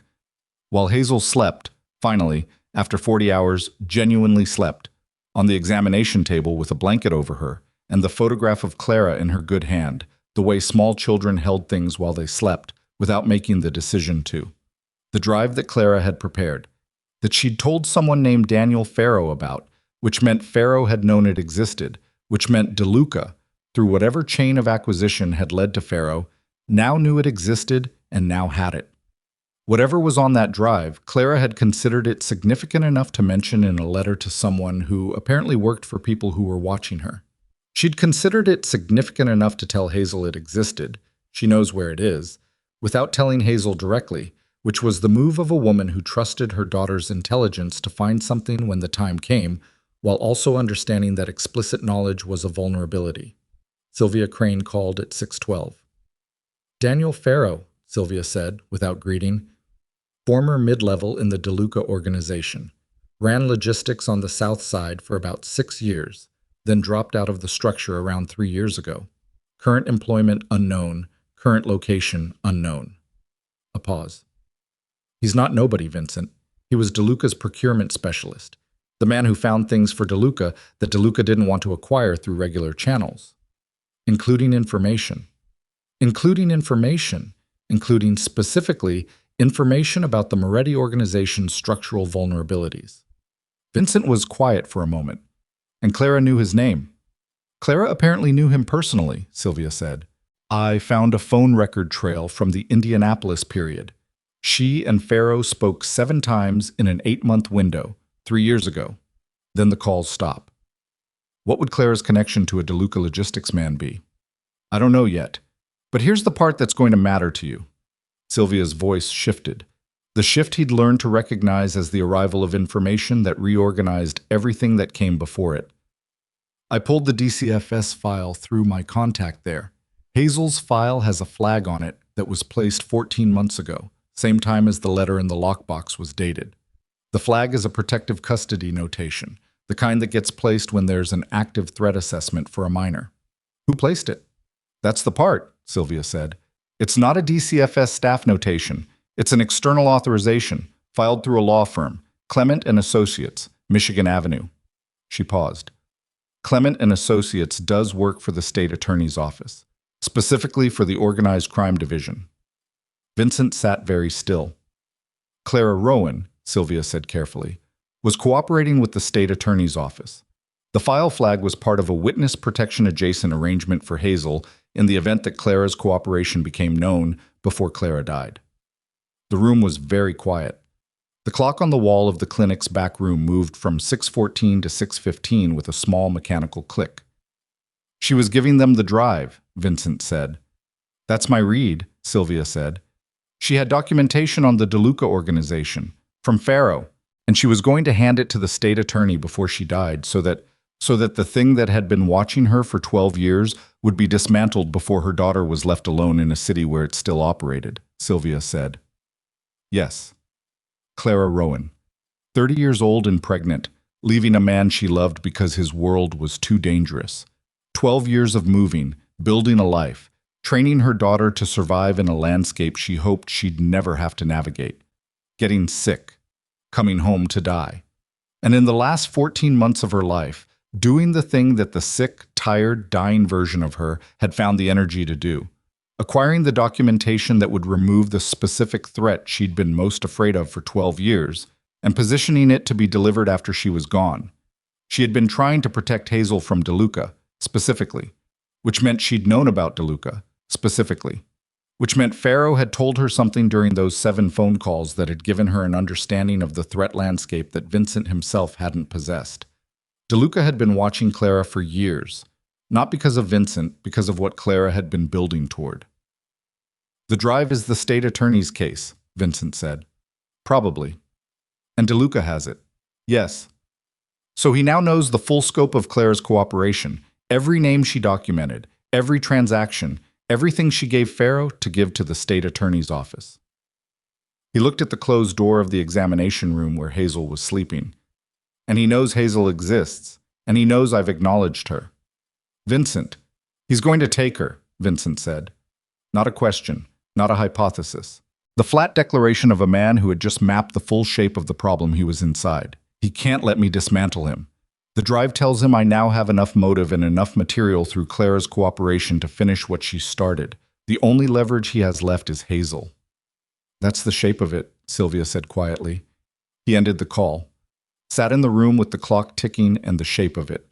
What Clara had spent 12 years building, the documentation, the contacts, the carefully constructed cooperation with the state attorney's office, had been intended to burn DeLuca's operation to the ground before Hazel was old enough to be in the crosshairs.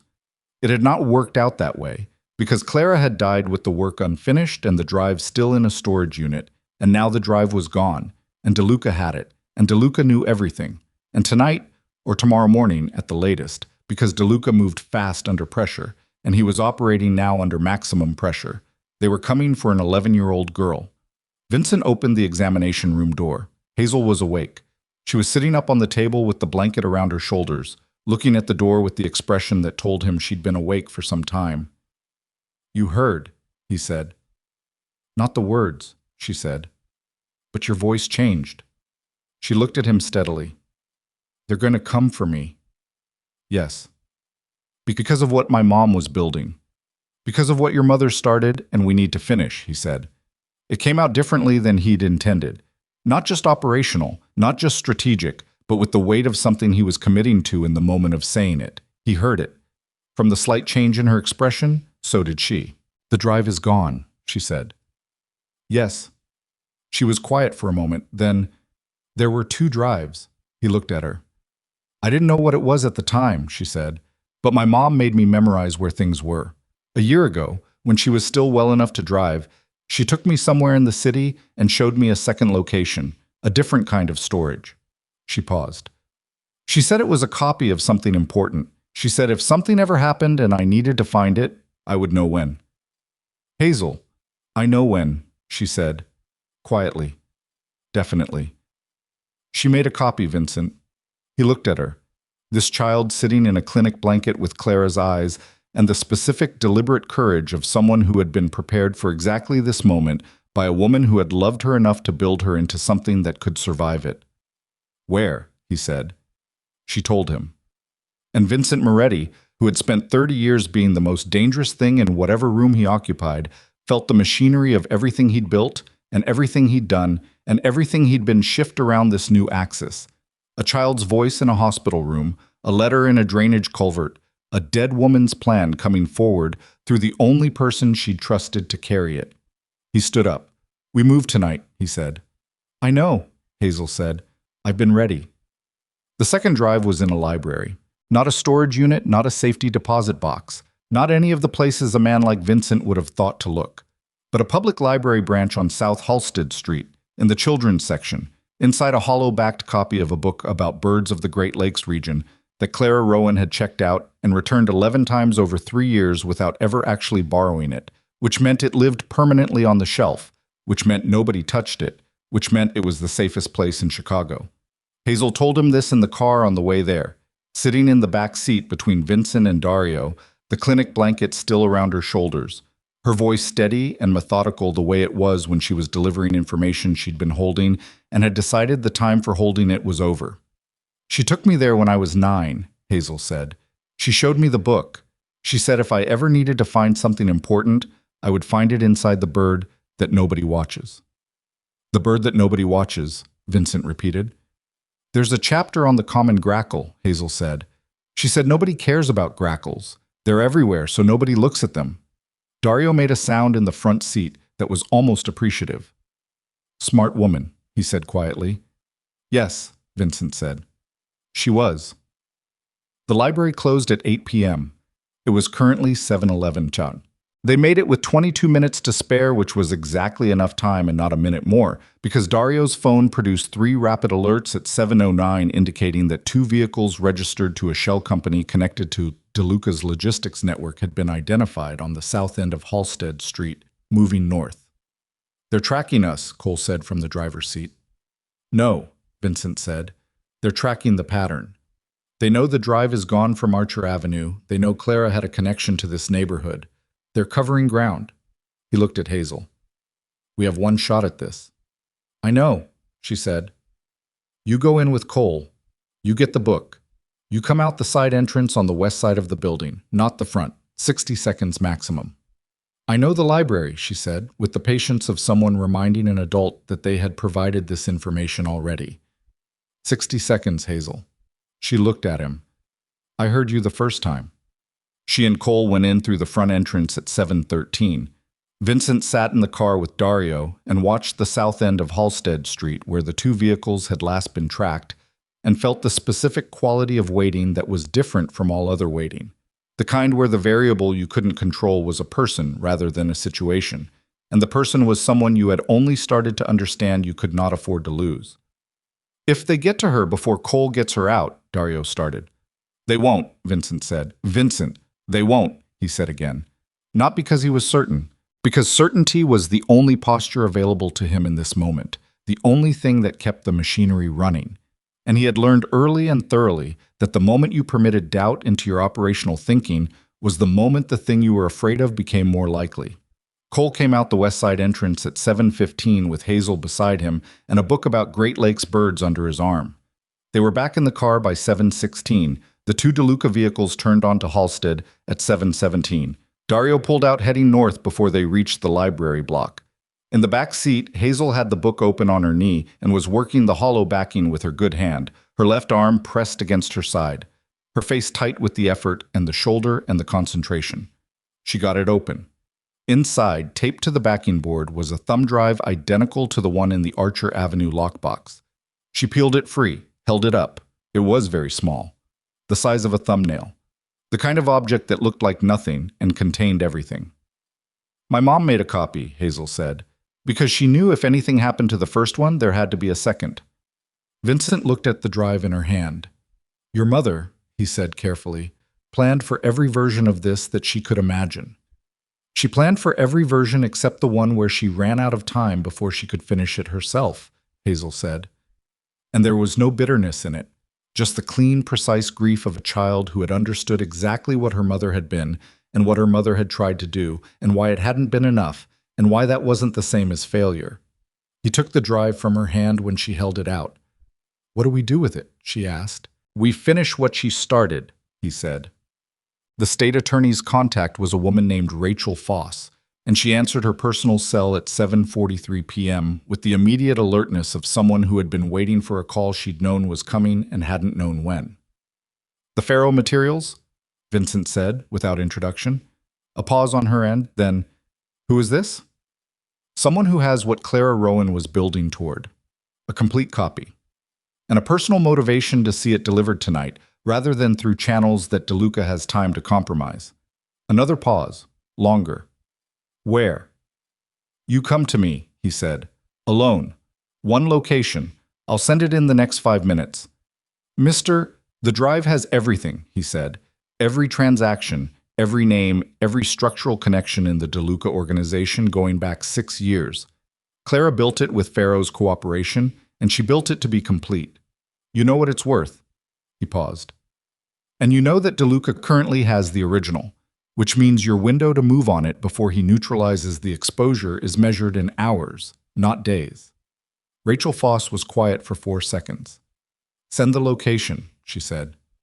The meet was in a parking structure in Wicker Park that Vincent's people swept in 17 minutes. Not enough time to be certain of anything, but enough to be as certain as the night permitted. Foss came alone, or as alone as a state attorney's investigator could come, which meant her backup was parked 2 blocks east and trying not to be visible, which they mostly managed. She was mid-40s, short, with the kind of face that had been made for skepticism and had spent 20 years exercising it. She looked at Vincent across the hood of the car with the expression of a woman doing a rapid cost-benefit analysis and arriving at a conclusion she didn't entirely love. The Moretti organization and the state attorney's office, she said. This is a new configuration. Clara Rowan spent 14 months building a case that ends DeLuca's operation, Vincent said. She built it because she understood that DeLuca had been watching her for years, and that when she died, her daughter would be alone in a city where DeLuca still operated. She did this on her own. She delivered it to Pharaoh because she trusted Pharaoh to get it to you. He set the drive on the hood of the car between them. She was wrong to trust Pharaoh completely, as it turned out. But the work itself is sound, verified by the person who's been in a position to know. And what do you want in exchange for this? DeLuca ends tonight, he said. Not next quarter. Not after a 2-year investigation. Tonight, using what's on this drive, you have enough for an emergency warrant package. I want his operation dismantled before morning. Foss looked at the drive, then at him. And the Moretti organization? Is a separate conversation for a different night, he said. Tonight there's one problem and one solution. She picked up the drive, turned it over in her fingers, looked at him with eyes that had seen a significant number of people in his position try to thread a needle between their own interests and the law and usually fail. Clara Rowan's daughter, she said. She's with you. Yes. She's safe. For now, he said, which is why tonight matters. Foss closed her fingers around the drive. I need 2 hours to build the package. You have 90 minutes, he said.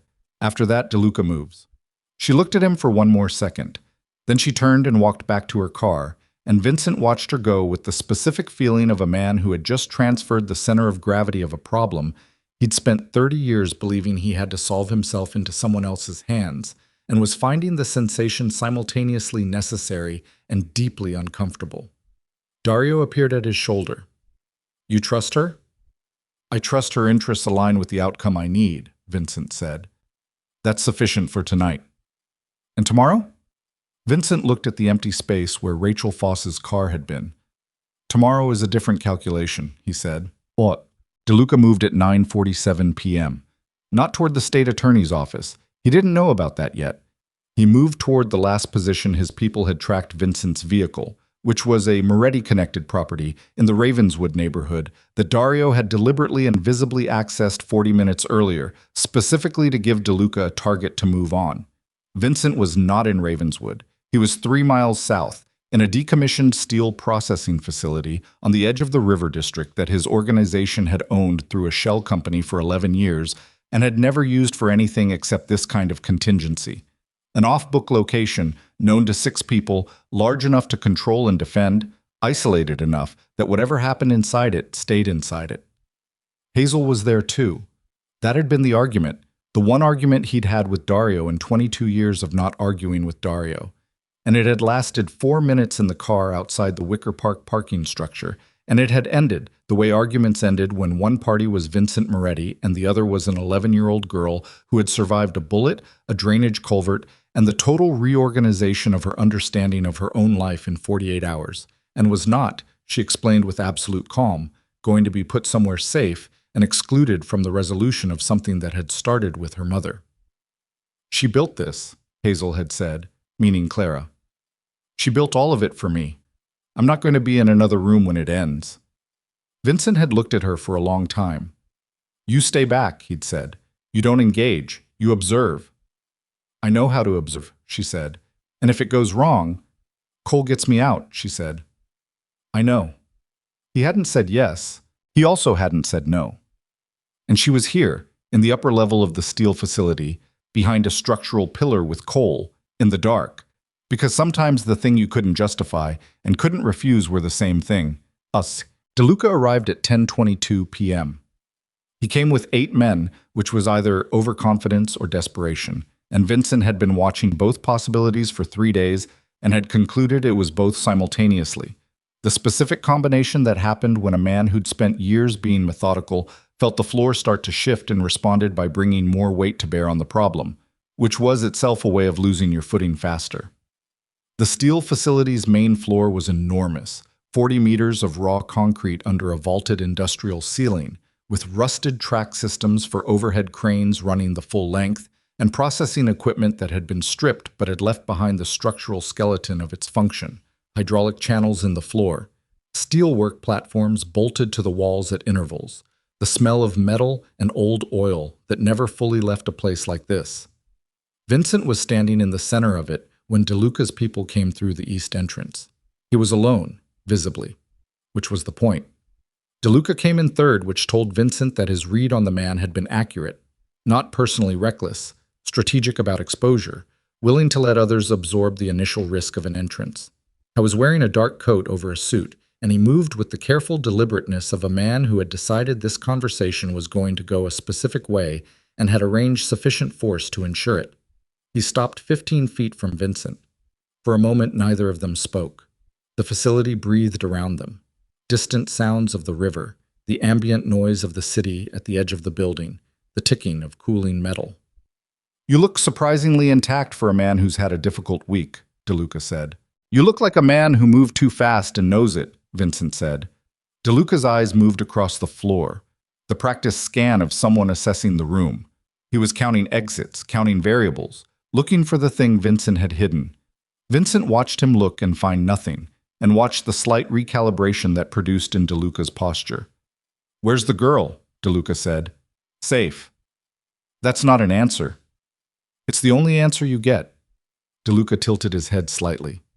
Vincent, I've known you for 20 years. I know how you think. You're here, alone, in an off-book location you didn't advertise, and you let my people find you here, which means you want this conversation. He paused. So let's have it. You built your intelligence operation on Clara Rowan, Vincent said. You've been watching her for 3 years because Pharaoh told you she was building a case. You had Pharaoh inside her trust. You were feeding her cooperation back to yourself, and you thought you controlled the exposure.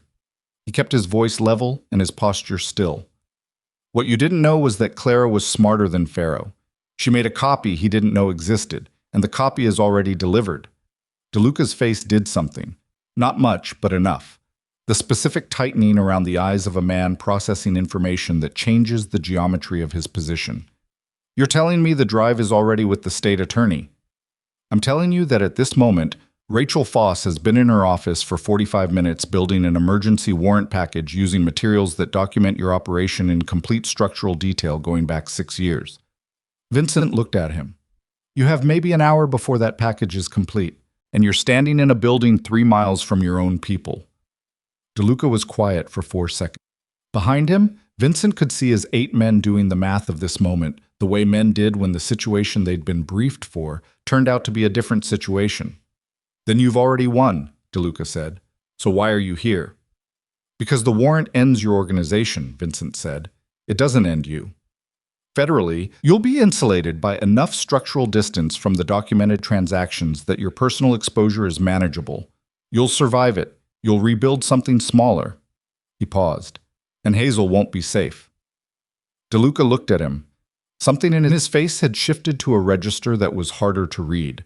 The careful, analytical attention of a man deciding whether what he was hearing was a negotiation or a threat.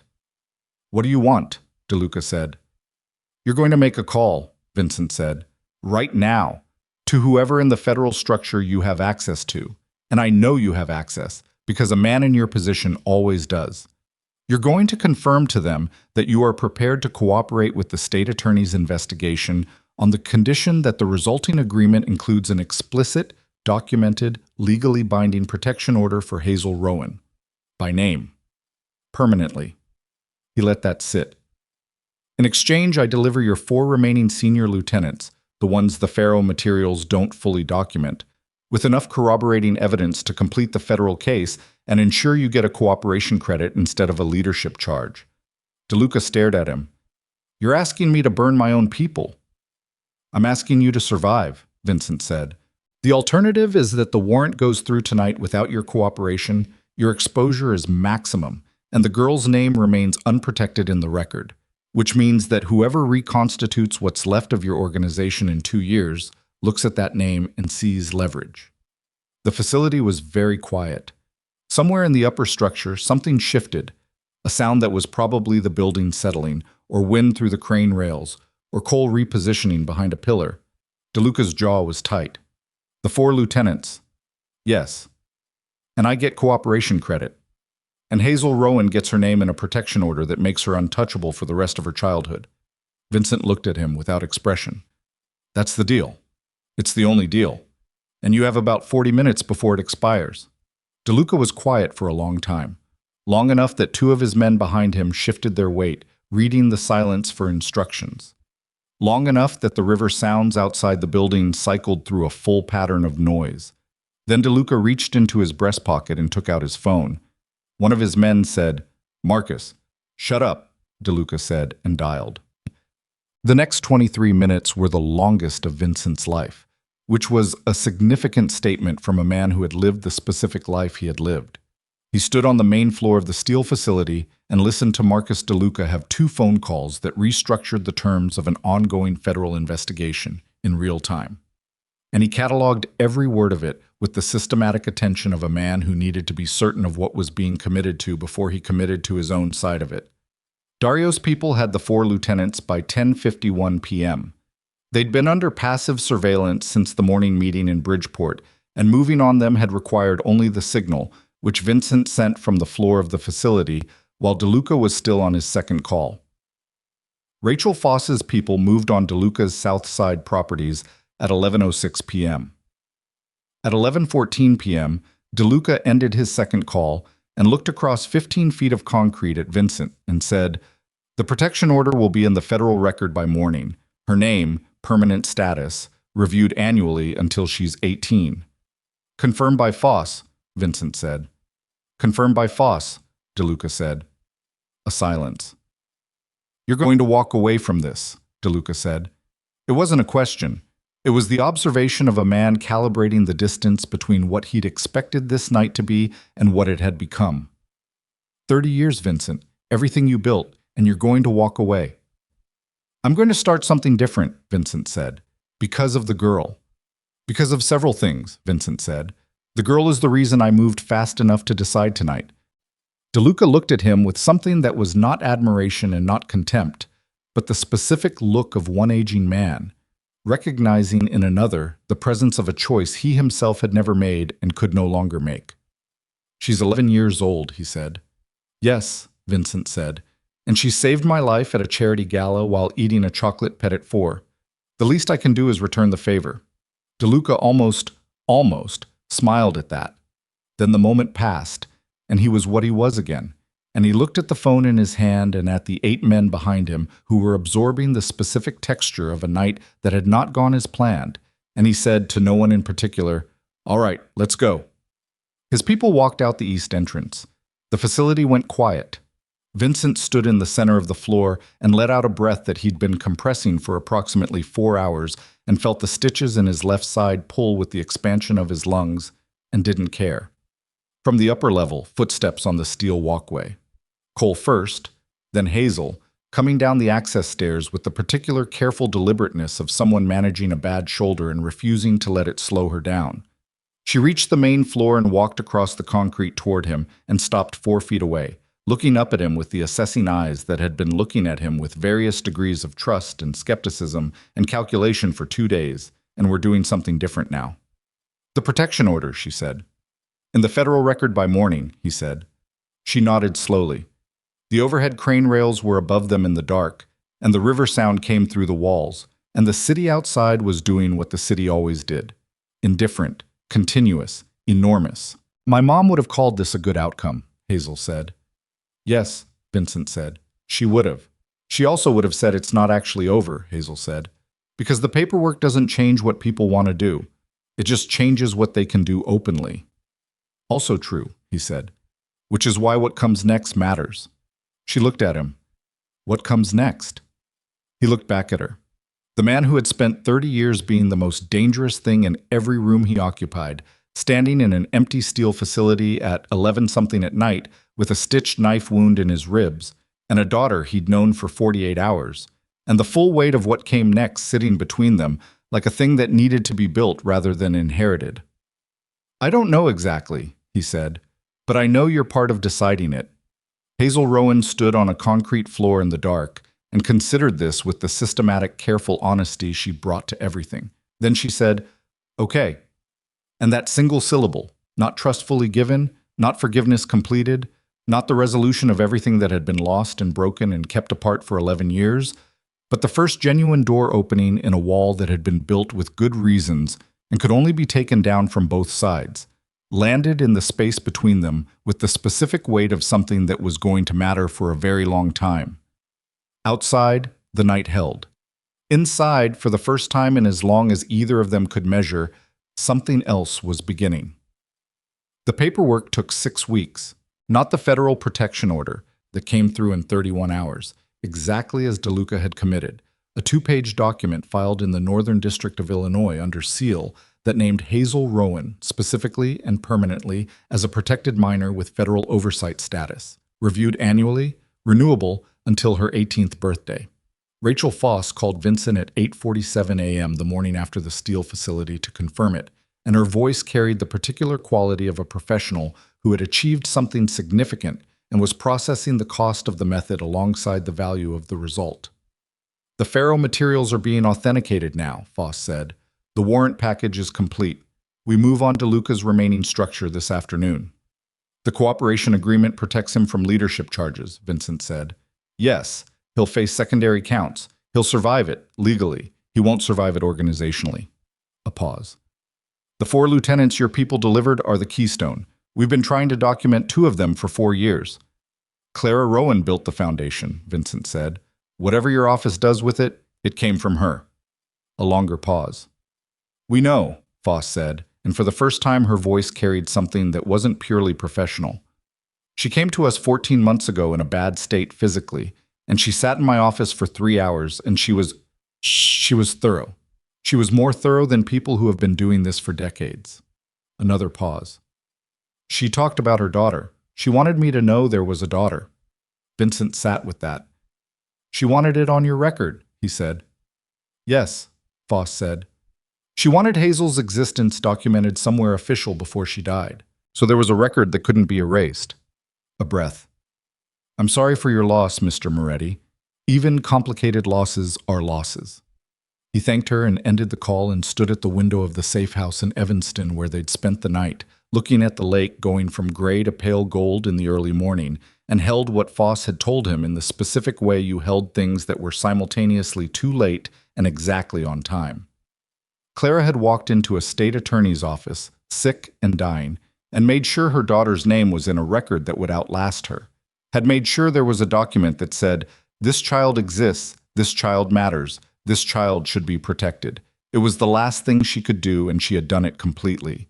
He pressed his palm flat against the cold glass of the window and stayed there for a moment, not thinking, just being present in the morning with the lake and the weight of it. And then he straightened and went to find coffee and Hazel, in that order. The 6 weeks of paperwork were the legal architecture of dismantling. DCFS, the protection order, the guardianship filing, the school enrollment, the medical records transfer. Each of these was its own bureaucratic structure, with its own timeline and its own requirements.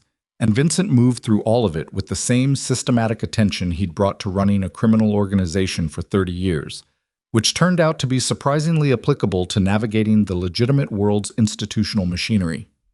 Once you accepted that patience was the primary tool in both contexts, his attorney, a careful woman named Diane Chen, who had spent 15 years keeping the Moretti organization's legitimate holdings clean and was now being asked to manage a transition she hadn't entirely anticipated, handled most of the filing herself with a professionalism that didn't ask unnecessary questions.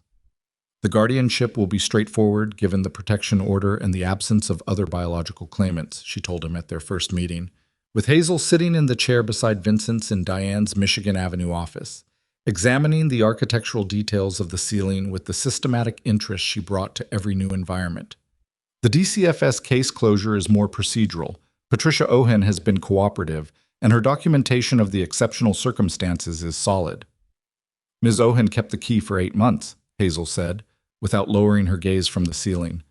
My mom chose her specifically. She observed her for 2 placements before she asked her. Diane looked at her. Your mother chose the caseworker. She researched all of them, Hazel said. She had a list of criteria. She finally lowered her eyes from the ceiling and looked at Diane with the direct, assessing attention that made adults either uncomfortable or immediately respectful, and Diane Chen appeared to be the second kind. She was thorough about things that mattered. She was, Diane agreed, and made a note on her legal pad. Afterward, walking back to the car through the November wind off the lake, Hazel said, She seems good. Diane, Vincent said.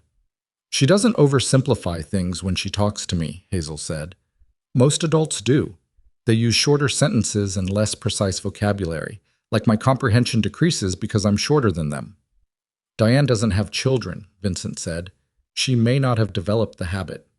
Hazel considered this. Is that why you don't do it? You didn't have children either, before.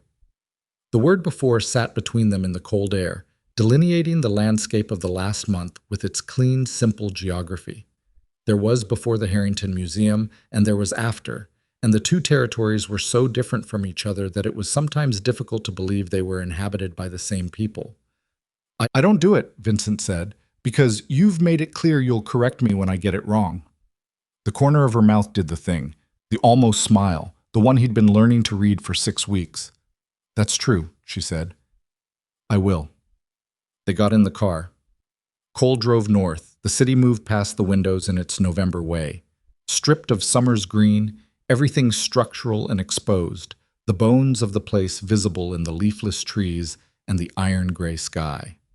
Tommy Reardon's accounting took 4 weeks and was handled privately, in the way the organization had always handled internal accountability, which was to say carefully, completely, and without violence.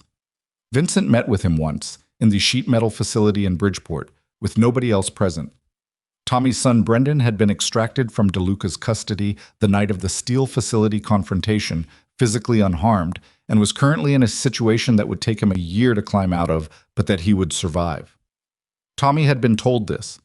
Tommy had also been told that his role in the organization was over, that his financial stake would be settled at a fair valuation over 18 months, and that the specific nature of what he'd done, sold a location under duress, with his son's life as collateral, would be weighed against 15 years of genuine service in the manner it deserved to be weighed, which was to say seriously and without pretending either fact erased the other. What do you want from me? Tommy said, at the end of the meeting. Nothing, Vincent said. I want you to take care of Brendan. I want you to understand that what happened has consequences that don't go away because the immediate crisis resolved. And I want you to know that I understand why you did it. He looked at him across the steel table. That's not the same as it being acceptable, but it's also not the same as it being monstrous. Tommy was quiet for a long time. How's the girl? Learning to tolerate me, Vincent said, which is more than I had any right to expect. Something moved across Tommy's face, something that was grief and relief and the complicated arithmetic of a man trying to calculate what was owed and what was forgiven and finding that the 2 columns didn't balance and maybe never would. She's like Clara, he said, around the eyes. She's like both of us, Vincent said, which she'd probably prefer I didn't say out loud. Tommy almost smiled. It didn't complete itself, but the intention was there. Vincent stood. Take care of your son, Tommy. He left him in the sheet metal facility with the production floor humming its indifferent mechanical note outside the door, and walked back into the November cold and didn't look back. The North Shore house was too large. Vincent had known this in an abstract way for years, had bought it 22 years ago, when largeness was a form of statement, when the square footage and the lake view and the private dock had been the kind of thing that communicated position in a world where position was everything. He'd lived in it the way he lived in everything, efficiently, with minimal attachment to its particulars, maintaining what needed maintaining and using what was useful. Now it had a 12-year-old in it. She turned 12 in November, quietly, with a small dinner that Diane Chen attended and Dario attended and Cole attended, people who had become fixtures in the new configuration without anyone formally deciding they would be.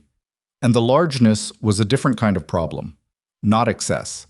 More like a house that had been built for a life that was ending and was now being inhabited by a life that was beginning.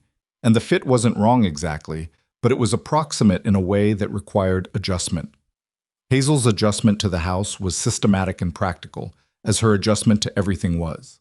She identified the rooms she used, established functional purposes for each of them, and disregarded the rest with the equanimity of someone who had lived in enough spaces to understand that a room's value was entirely a function of what you did in it. The library became hers primarily, not because she claimed it, but because she was in it every evening without exception, working through its previous contents with the focused efficiency of someone conducting an inventory, occasionally making small stacks of books she had opinions about and leaving them in places where Vincent would find them. He found, over the first 3 weeks, a book on structural engineering left on the kitchen counter, a biography of a woman pilot from the 1930s left on his desk, and a very old, very battered field guide to birds of the Great Lakes region left on the arm of his chair in the sitting room, which he was reasonably certain was a deliberate act of specific significance. He picked up the bird guide and held it for a moment, and then put it on the shelf in the library where she could see it had been received. The next morning, there was a grackle feather on the kitchen table. He had no idea where she'd found it. He left it where it was.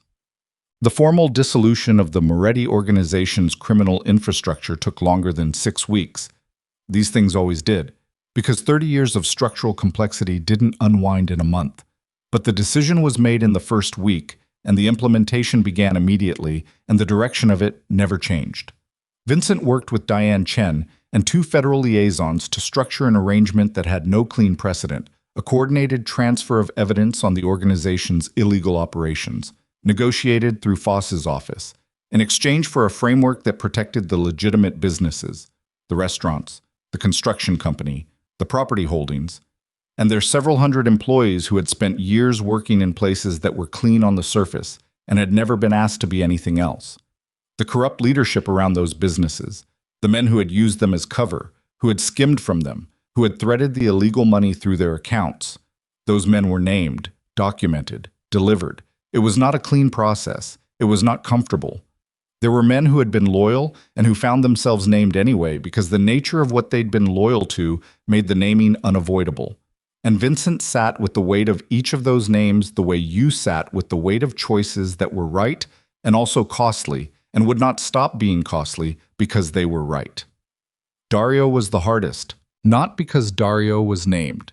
He wasn't, specifically, because Dario's operational role had been protection and logistics, and his hands were cleaner than most, but because Dario had been beside him for 22 years and was now navigating a world in which the structure that had defined both their lives was being deliberately dismantled by the man who had built it.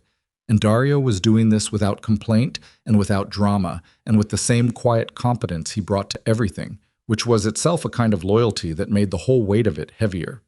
They talked about it once, directly, in December, on the dock behind the North Shore house in the cold, the lake frozen a few meters out and making its deep winter sounds beneath the ice. "You could have kept more of it," Dario said. "Not an accusation, an observation."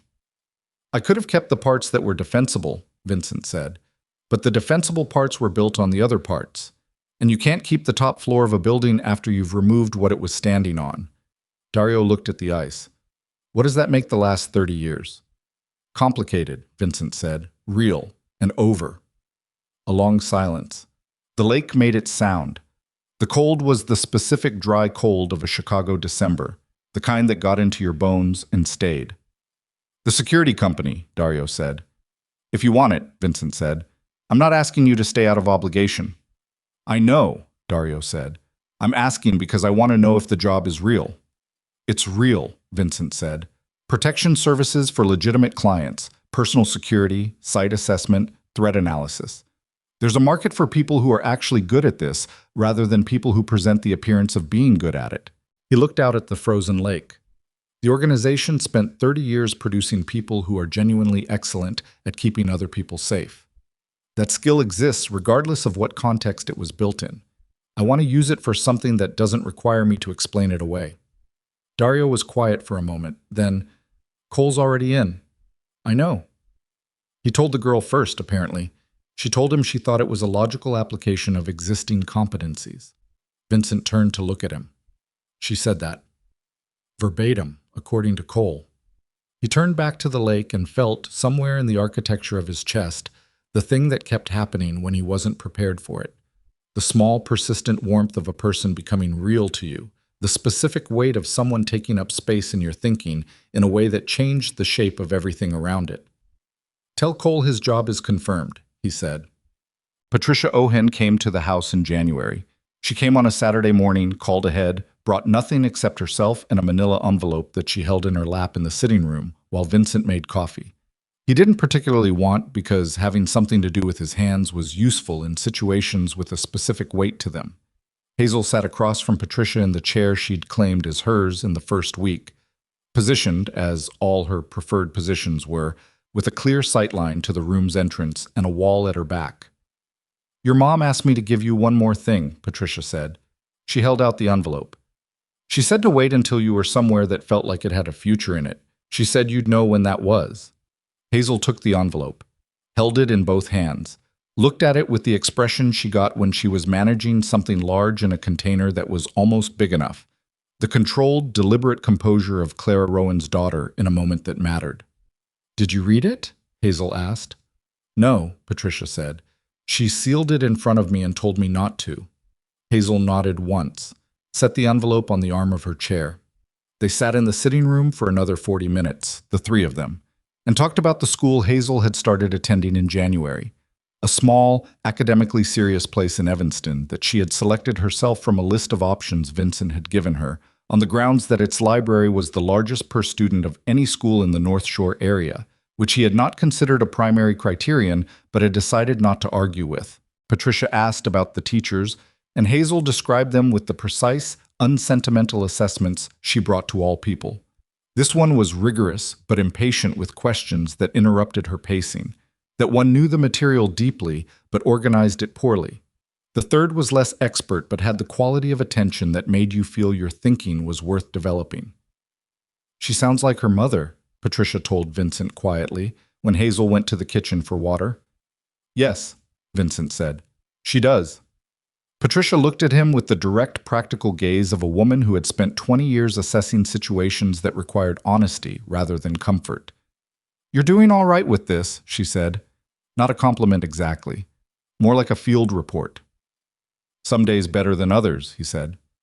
That's accurate for anyone, she said. When she left, Hazel stood at the window and watched her car go down the drive, and then stood there for a while looking at the winter garden beyond the glass. Bare trees, gray sky, the distant glitter of the lake. She had the envelope in her hand. You don't have to open it today, Vincent said from the doorway. I know, she said. Or this week. I know. She turned from the window. She was looking at him with the full attention she deployed for things that required her to be entirely present and entirely honest simultaneously. Will you stay in the room? She asked. When I open it. He looked at her. Yes, he said. If you want me to. I think she would have wanted someone here, Hazel said. She didn't like to be the only person carrying things. She used to say that weight distributes better over a larger surface area. A pause. She was talking about physics, but she wasn't only talking about physics. He crossed the room and sat in the chair across from hers, and she sat in her chair, and she opened the envelope. There were 2 pages. She read them in the same silence she'd read the first letter, the one from the storage unit, but the quality of the silence was different this time, less like controlled endurance and more like absorption, like a person genuinely taking something in rather than bracing for it. He watched her face and did not look away, because she had asked him to be here, and being here meant being present for the actual moment rather than a polite approximation of it. She read to the end of the first page and turned to the second and read the first half of it and then stopped. Not because she was done, because something on the page had reached a place that the controlled composure didn't cover, and for a moment, a single, real moment, her face showed exactly what it felt, which was grief and love and the irreversible specific ache of someone who was loved completely by a person who was no longer anywhere she could reach. She sat with it for a breath, 2 breaths.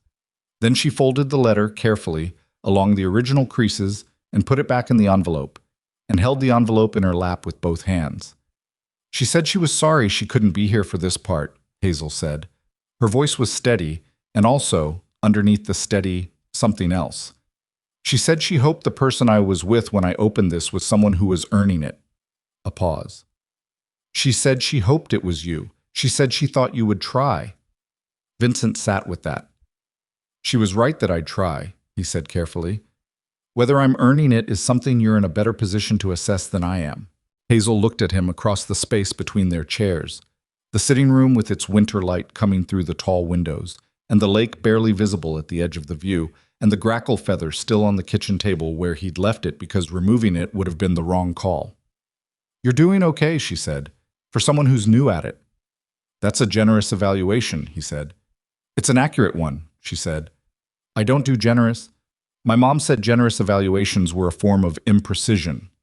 She was right, he said. She was right about most things, Hazel said, except she was wrong that you wouldn't have chosen differently. She said it without drama, without build-up, the way she said everything that mattered, plainly, directly, as a statement of conclusion reached through evidence. She was wrong about that. I think she knew she was wrong about it, which is why she couldn't send the letter. She looked down at the envelope in her lap. Fear of being right is still fear.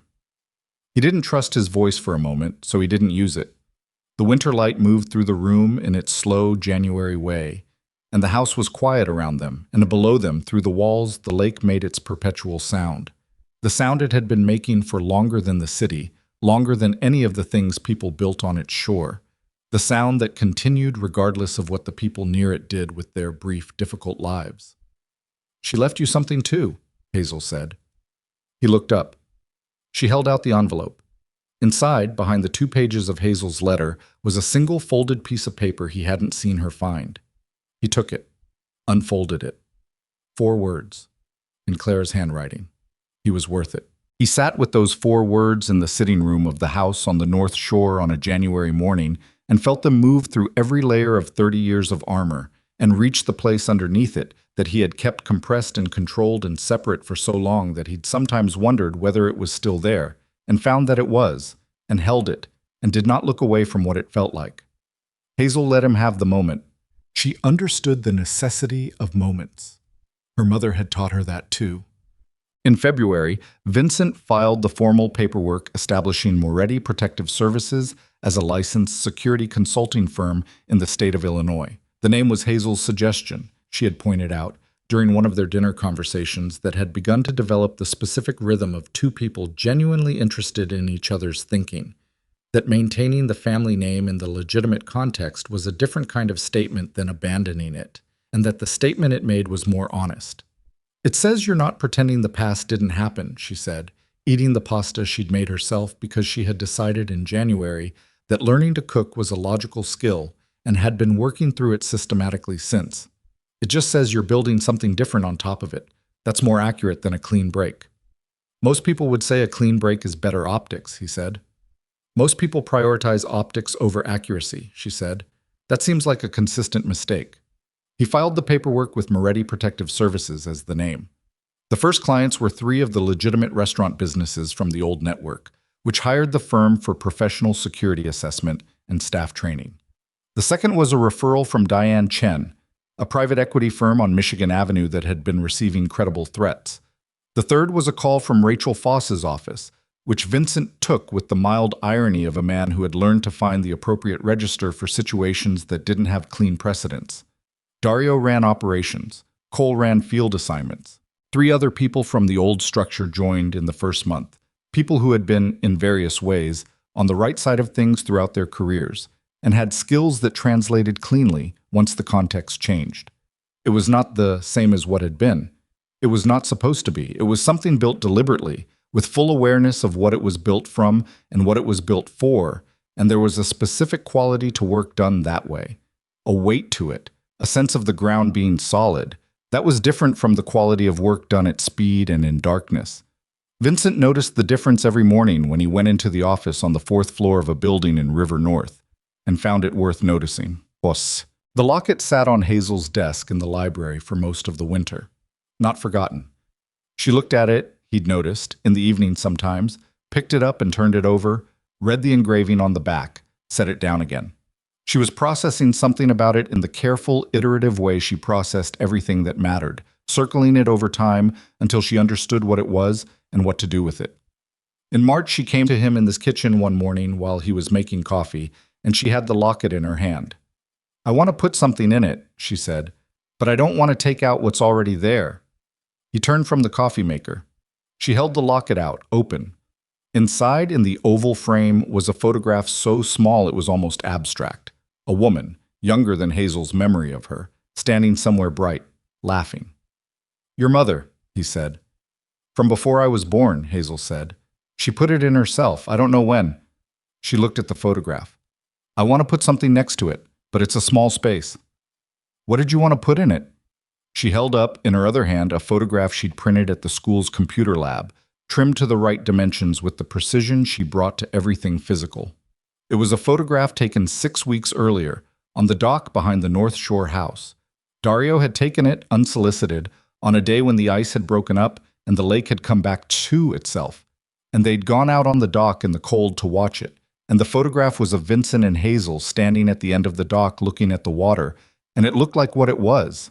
It looked like a father and a daughter. Hazel looked at him across the kitchen with the clear, direct eyes that were Clara's and the jaw that was his and the specific particular person she was. Nobody else's template, nobody's inheritance, just herself, 11 years and 4 months old, and carrying everything she'd been given and everything she'd survived and everything she was still building.